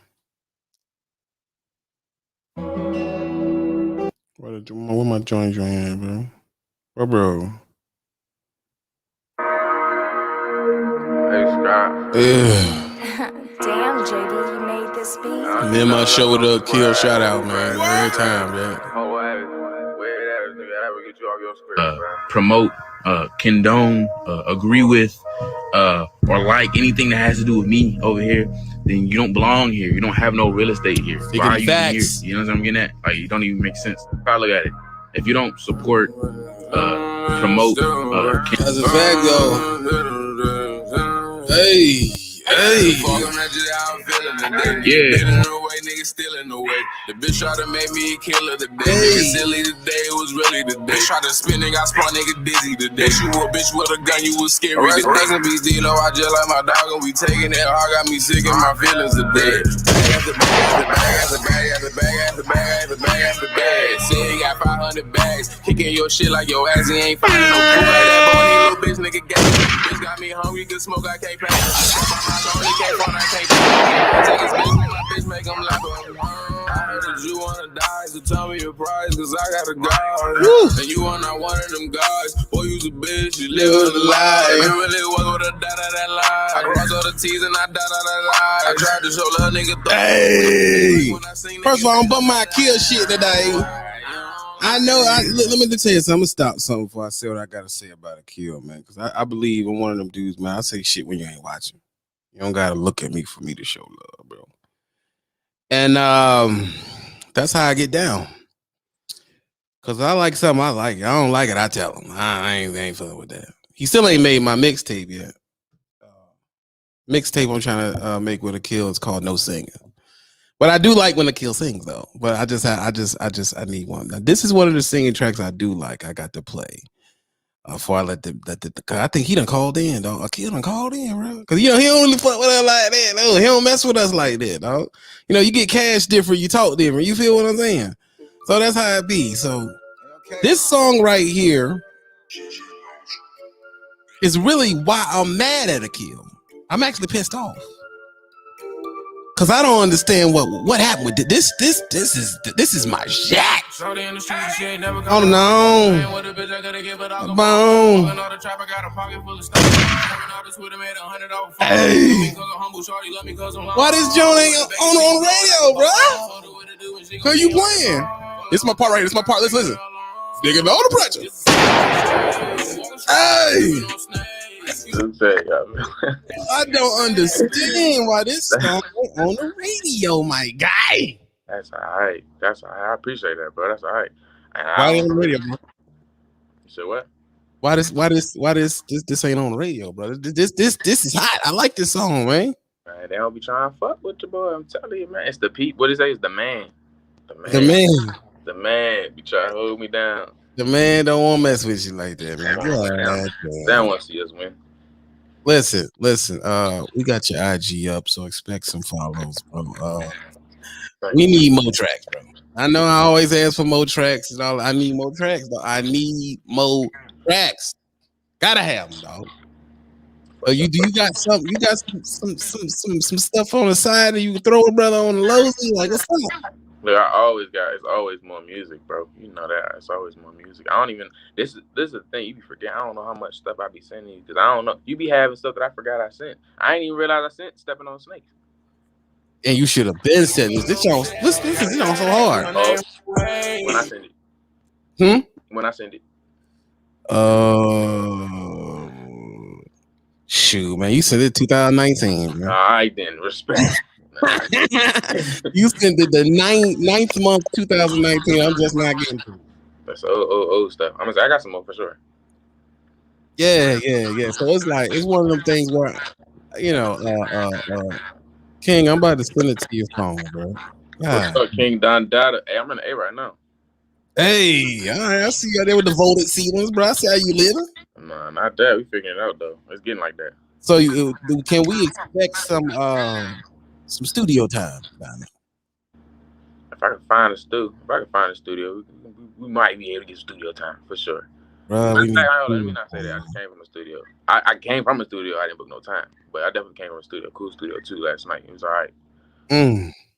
So you came from the studio. I'm telling you, man, like you make tracks that you can just thump every time you get into the car, which is it's good business. You're a king in this fucking thing because obviously you won't call me. I'm about to send it to you now, bro. I'm not gonna lie. I gotta you kind of help me find a niche market for real, because I'm it's making me get better at making music for people who take long drives. People who just really need an escape. You want to be focused because you're driving, but you kind of need an escape. You know what I'm saying? So as long as the sonics and the engineering and the producing and the verbs and the raps and all the beats and all that technical stuff, as long as it come out to where, you know what I'm saying, makes the person feel good in the car. I'm about to ask you something that may sound weird for hip hop heads, bro. Ready? Mm-hmm. Why don't you just ghostwrite? Man. All right, so it go two ways. I know, like in the ghostwriting world, I'm gonna be in my artist, so like I technically have some songwriting thing, but in the ghostwriting world, some people would rather hear your shit, all right, and let you rap, all right, cool, and then they just disappear and take it because they're bigger than you. So it's like, you know what I'm saying? It's kind of easy. So ghostwriting is almost like somebody got to choose to be willing to. It's almost like in the hip hop world, ghostwriting, having a ghostwriter is almost like a smudge, like a stain on your shirt. Like, you know what I'm saying? At times, Right. you know what I'm saying? I think we're changing it past that. But for the most part, it's that. So I feel like you have to find somebody who's almost willing to wear that stain proudly and be like, nah, I'm rocking. You make amazing music and we can make some good shit together. You help me get these hits. People who really want their bag. But everybody don't want the bag. It's not about the bag. It's about the bag. Yeah. Because Drake's, he's like, if it's a diamond album, I'll sing the song. Like, I don't care. He don't care. He don't care. And apparently the people watching don't care either. Hold on. King the Trucker is in the building. King. What's that? You don't really mess with a kill like I mess with a kill, so I thought you were just calling to say what's up. Because I'm thumping his music in the kill. I think I kind of mess with him a little more than you though. I'm just not telling you nothing. Oh, he's not telling you nothing. Now you got the sounds in the cars and everything at the crib. You got a good system in the car. Man, I got 415s, man. Jesus Christ! Now tell me what that thing sound like in the car when you crank it though. Man, it sound good, fool. I mean, the shit is banging.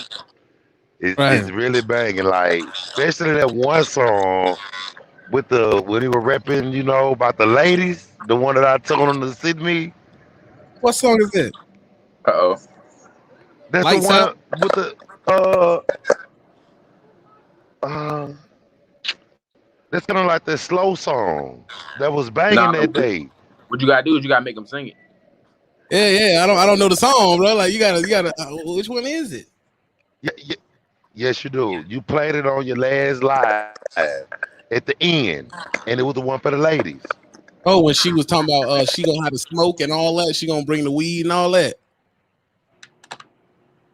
I think that's the one you talking about. Dang, I think so. That joint, bro. Hold on. Yes, What is the female rapper and singer on that song? Akil? What's the female? I sent you a song with a girl on it. Yes, bro. Hold on. Damn, that's my dog. Hey, hold on.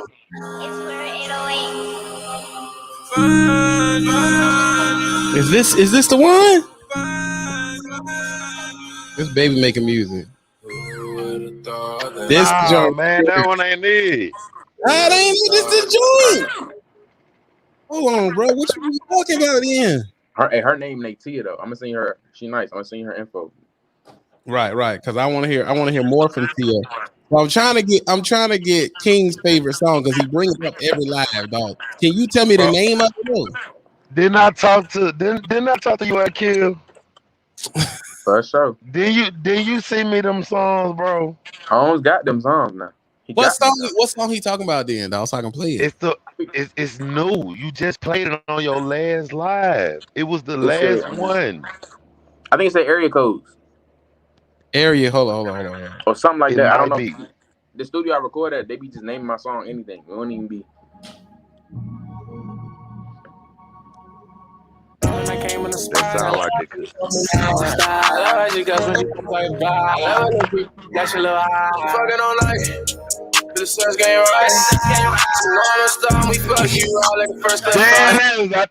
the one right there. Bro, I'm be real. Right there. Bro, I'm be real. This ain't better than the Tia song, bro. It ain't better, dog. No, the best Tia song better, bro. What? True shit, bro. Like, let me back up, man. I forgot the name of the Tia song. Like Me. I think it's called Like Me.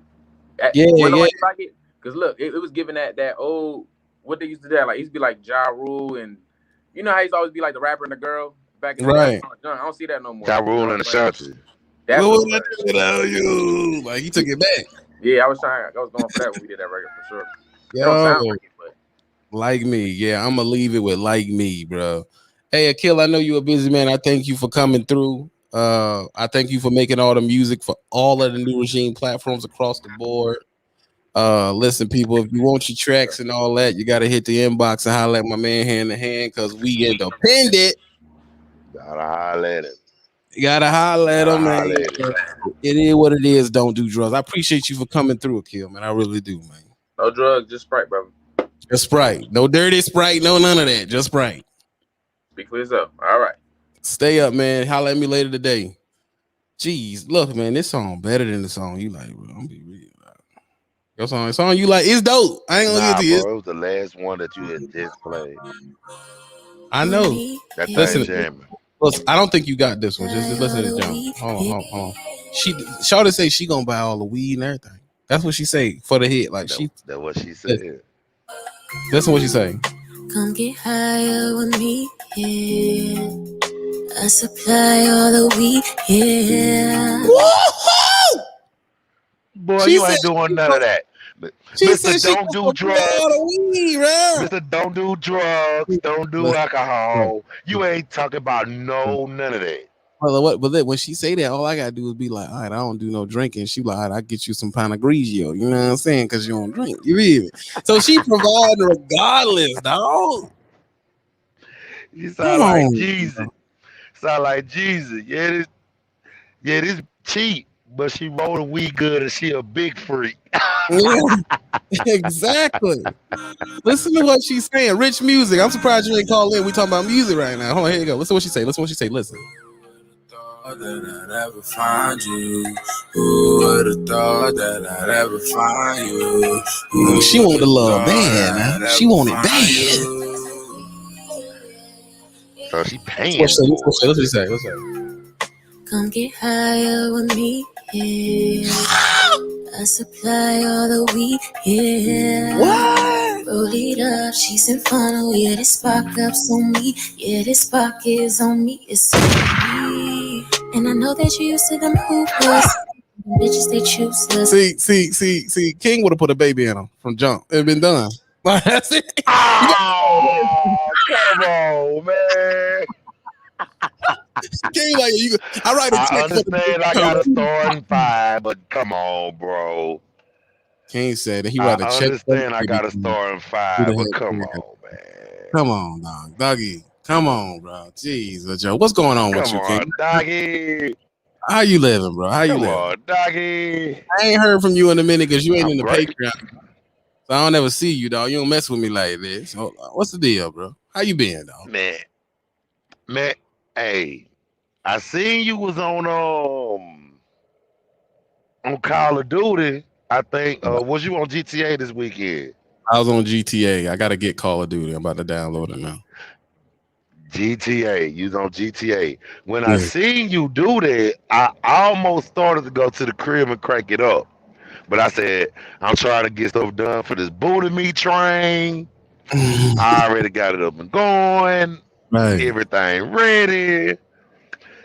I already got clients. Everybody ready to get in, have a good time, bro. See, in Texas, you don't need all that extra stuff that you say you gotta have. That's a fact. And then y'all got the clubs for days. All you gotta do is just go up there and get the passenger endorsement. So your joint air brakes? Huh? Is the truck air brakes? Nah, it ain't air brake. Oh, they don't even need a CDL? Nah, it ain't air brake. They don't need a CDL then. Nah, they just need a Class C. They just need a Class C license. Yeah. So you about to, man, oh my God, you gonna be the strip club king. You gonna be the strip club king. No, the hell I ain't. But look, if people do want strippers and all that kind of stuff, I can supply that. I can supply that. But it's gone, you understand? Hey. You know, we winning over here. This is all we do all day, every day. So this is just what it is. It was just a little spare money to throw around. It's a spare money. I just invested in the booty meat train. So you ain't gonna partake in none of the booty meat train festivities. I'm just gonna run it. That's it. I already got drivers and all this other stuff for it anyway. So you ain't even gonna be nowhere near. You doing better these days. You don't need that. Yeah, I'm sitting back. Not even for your birthday. You ain't gonna take the booty meat train to the club just to stun on it. You ain't gonna do that. Well, I'm gonna be in it, but I ain't gonna be driving it. Hey, if y'all know what we Cause talking about, for my birthday I did Miami. right? Okay, what happened down there? But yeah, see, they don't know what the Buddha meat train is. Go on and tell them what the Buddha meat train. They don't know what it is by now. The booty meat train is the shuttle bus that carries you from your hotel to the strip club or to the bachelor party or to the the brothel. That's the booty meat train. That's the Buddha meat. So basically, how it would work is if you was in the great state of Texas, you would call King and say, "Listen, my homeboy getting married. We running the bachelor party, and you will book out the booty meat train for the night, and they take you to all the booty shops, all the strip clubs, everything. Everywhere. You gonna All put a that. system in there and lights? You gonna put the lights in the system in there? Oh, it's already in there. Everything already in there. It's thumping though. Is it thumping? All the speakers going out. I got 215s in there. Oh, so that thing thump. Oh, that thing, boy, you can hear that outside the vehicle. Oh man, that's gonna make the Bro, girls. when I get back home this week, look, when I get back home Thursday or Friday, maybe like Friday, Right. I'll go buy it and I give you a tour on the inside of it. So when I FaceTime you, I'm gonna need you to answer. I answer your So I face, can show you what's all on the inside of it. bro. Yeah, because I got the pictures of the junk, but I can't share them on here. I can't. It's on my phone. It ain't on the computer. Yeah, So let's take a look at it. yeah, I had to show you. I had to show you what it looked like on the inside and stuff, like the speaker setup. Hey, It got AC in the back. It got the lights. It got the bar. what rims Got you gonna? coolers to set your drink. What's up with the paint I'm job? keep it like it is. That, You ain't gonna put no wrap on it with the rims. huh? You ain't gonna put no wrap with the rims on it. Nah, man. I'm gonna get it. I'm gonna get it like I'm gonna get it back black because it's already black, and I'm gonna keep that going. But I ain't finna throw no big rims on that motherfucker. That thing got dual tires on the back. They got rims for that. Dooley's got Like a dually. yeah. Yeah, They got 20s for that. yeah, but You big I ain't flip. doing all that. I ain't doing You big all flip. that. Now, I ain't gonna trick it out like on the outside where it got the big rims like that. Cause everybody ain't gonna be able to drive that thing like that. Everybody Right. don't know how to drive. You know what I'm saying? So when you're dealing with big rims and stuff like that, you gotta watch them potholes. If not, you're gonna bust your tires. Right. It's a danger to the And you, wheel well.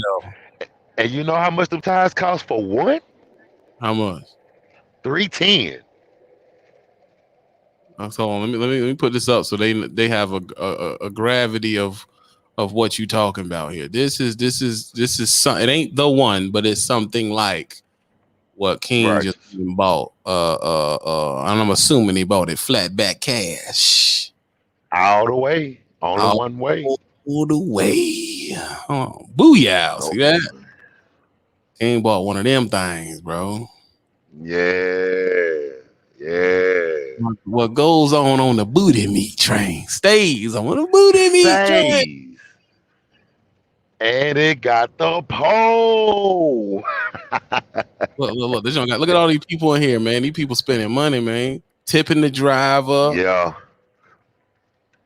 Yeah, you the first one I know that Yeah. really got into this business, man. This is why that joint crazy. Yeah. Remember I told you? I said, bro, I'm finna go do the Buddha meat train. And I kept telling you, you really bought that thing? Yes. I bought it. Crazy. That's crazy, dog. Look at this thing. Look, this thing decked out. Man. You know how many so this is my thing. Will y'all be providing stripper delivery services? Nope. So no. You ain't delivering no strippers, you only take them to the stripper.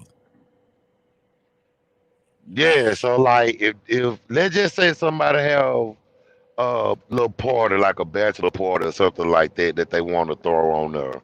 Right. I would provide the strippers for them to just, enjoy their time on the bus.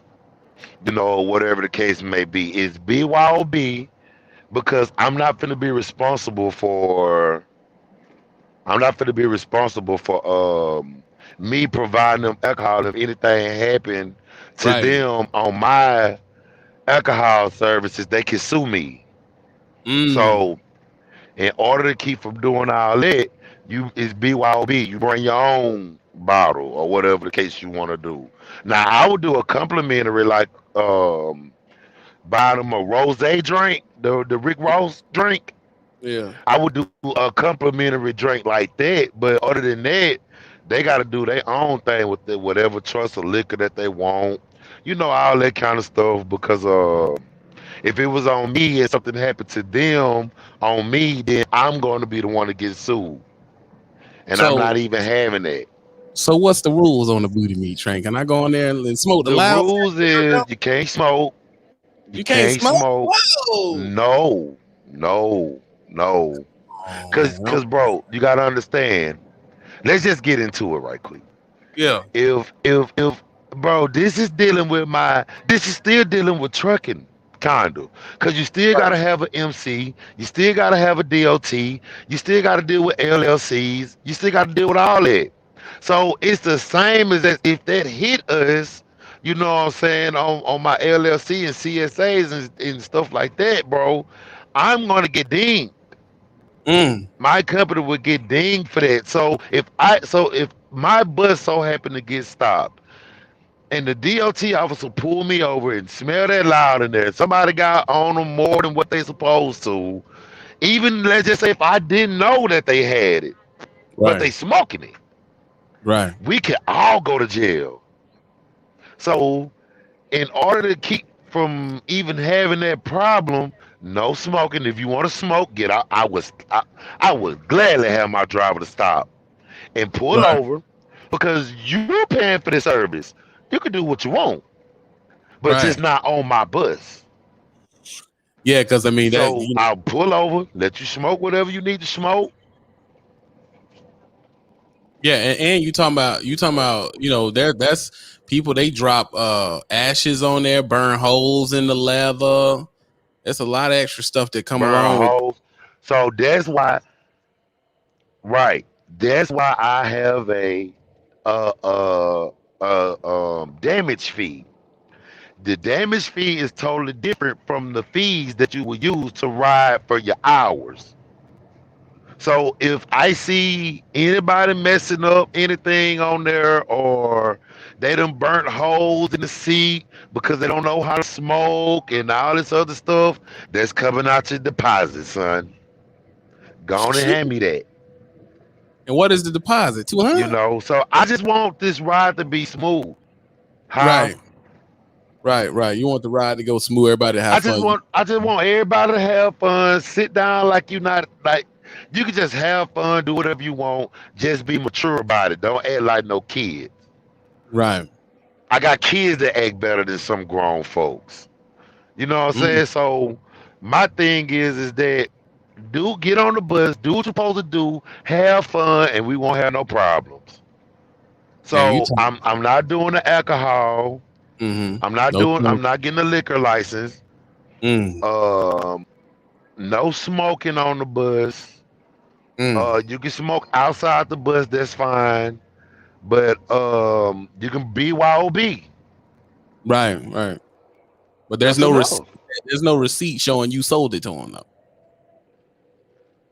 Oh yeah, everything is a receipt. No, I mean the liquor. It's a business. Oh, right. On that, no. Nah, Now I'm this is not. Nah. this is the thing. I mean, how much money does these companies make when prom hits? Oh, that's a different ball game right there because now you're talking about more people, more seating. It's just different. It's just different. It's different packages. Right, Basically, different what I'm level. saying is But different you would take packages that you you can would take get. some prom people to the prom and all that stuff if someone like their parents booked it. Yeah, I would because because long as the parents is cool with it, I'll Right, do it. Because you gotta still think the kids are minors. It got right. to be the parent who has the okay to do this. And then there's absolutely no alcohol. Yeah. So There's absolutely none at all. But there is a waiver that you have to sign to let you know anything happens, I'm not in fault. That's why you signing the waiver. So that means anything happen, it falls back on the parents versus the company. So when you looked But into it's a it, lot of this that I could get into. right. But when you Now looked go into ahead. it, you was thinking, oh my God, they got 17 ways to make money with this thing. Bro, it's a lot of ways to make money with this, bro. I haven't even scratched the beginning of the surface of what all you can get into with this party bus. Wow. I haven't even scraped the surface yet. Jeez Louise, man. And if this one Bro, work out, you gonna go get the big boy John. if this one bus work out, I'm going to have a fleet of these. I would definitely do a fleet. I would do I would do this. I will get another one that's the same as the first one I just bought. And then we're talking about getting stretch Escalades and Yukons and limo and Chrysler 300s that stretched kind of like heaven on wheels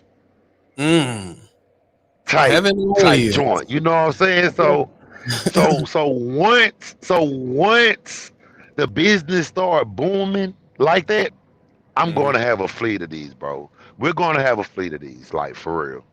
Because That's I really could.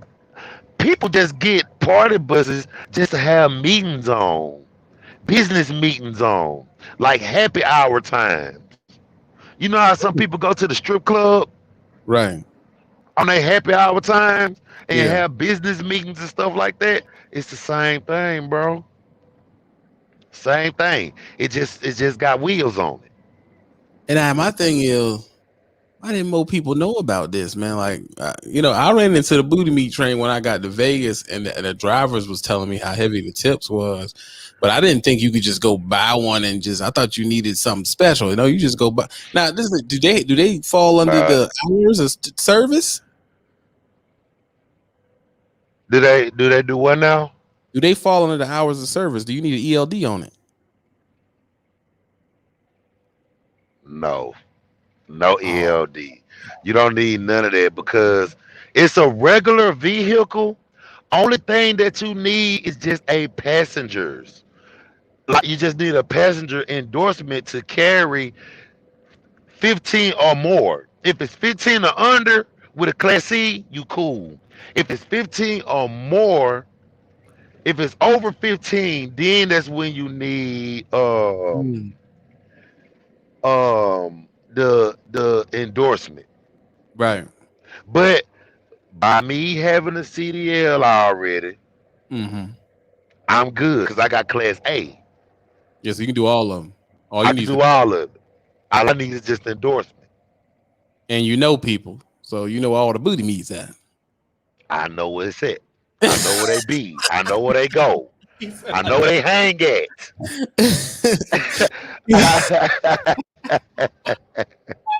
He knows where the booty meat is, so he already know who Bro, comes look, up I'm gonna there tell you like, like this. hey. Hey, so in Texas, in Dallas, we got this one spot that's called Fuel City, downtown Dallas. Right. I can post a bus stop right there and everybody be flocking over like birds. That's Just crazy. like that.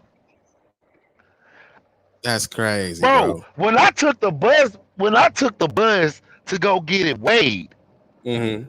the girl in the store already asked me, could she ride? Could she do things on the 22nd? Right. I said, I ain't got no time to waste on this. I got This, no time to waste. hey man, I know when I drive down south, man, I forget where I was. I see these billboards of this black dude in like a black suit, and he got like all these limos.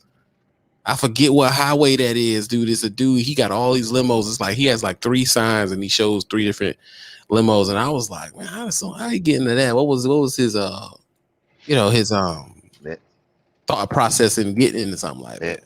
man. Well, basically, bro, I'm gonna just tell you like this. This is easier than trucking. What?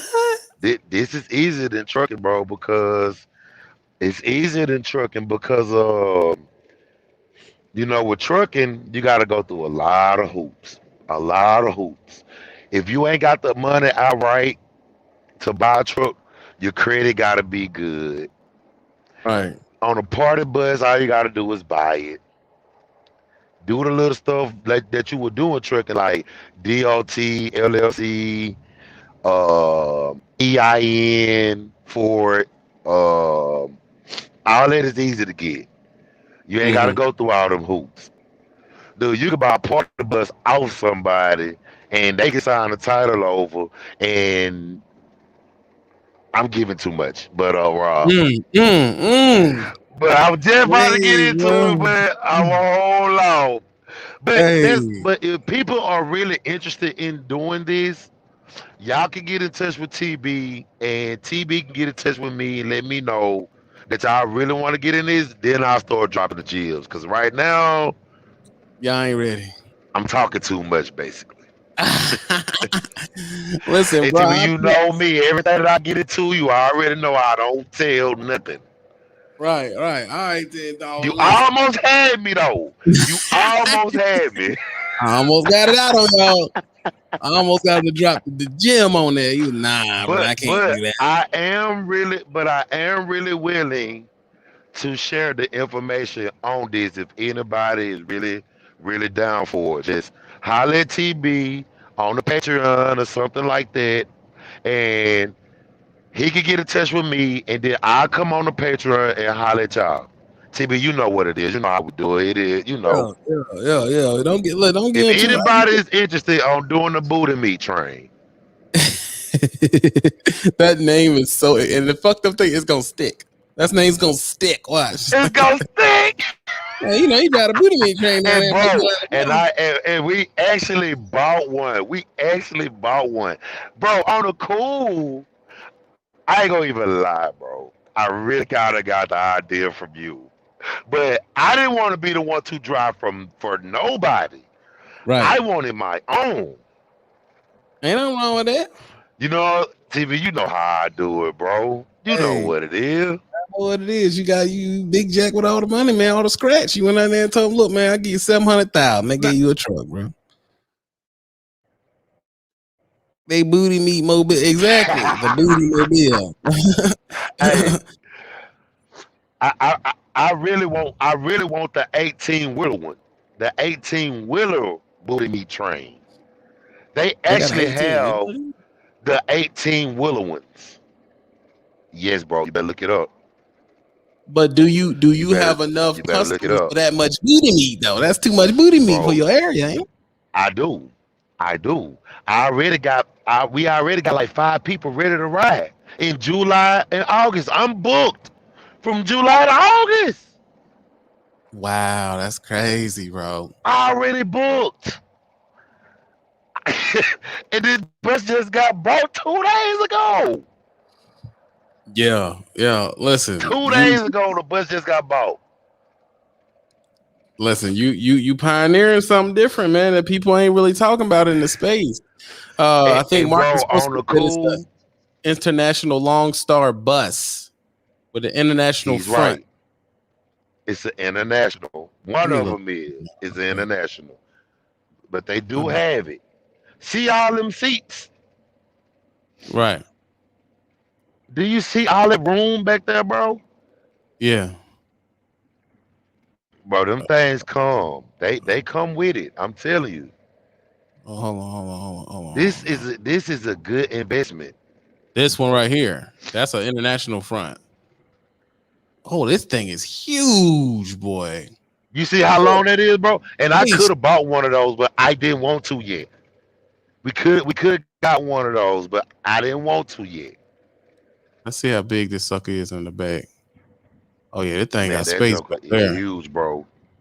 That thing like 10 feet tall. That's probably like but it's probably like, I'm gonna say about 40 That thing might be 40 feet, bro. Yeah, it looks it. That thing could be like 40 feet long. Bro, is that a bed back there? What is back there? Is that a hot tub? There's a It, hot it, tub in the back, it, nah, there's probably bro. There's probably a bathroom. but it has bubbles on the wall. I feel like it's a whole There's new probably level. Portable bus, party bus, Sydney. That's crazy, bro. That's bro. crazy. Some come with the sink. Some come with bathroom. Bro, you can get whatever you want on these buses, bro. Just whatever your money could afford. That's crazy, dog. First, this is my thing about your situation. Yeah. Texas ain't got that much booty meat, bro. Y'all ain't got enough booty meat for something that big, dog. Boy, Texas is the biggest state in the United States, I feel. It If you is. look No, on that map, what California's state big. is bigger than Texas? California. California, Because of why? Because of the because of the people. Right. But I'm not mistaken. I think You heard me? Because of the people. But if you go by the state, yeah. Mabusa says Alaska, but their population is small. Ain't nobody up there. It may be a bigger like state, but ain't no one there. Nah, but ain't nobody up there. How many people?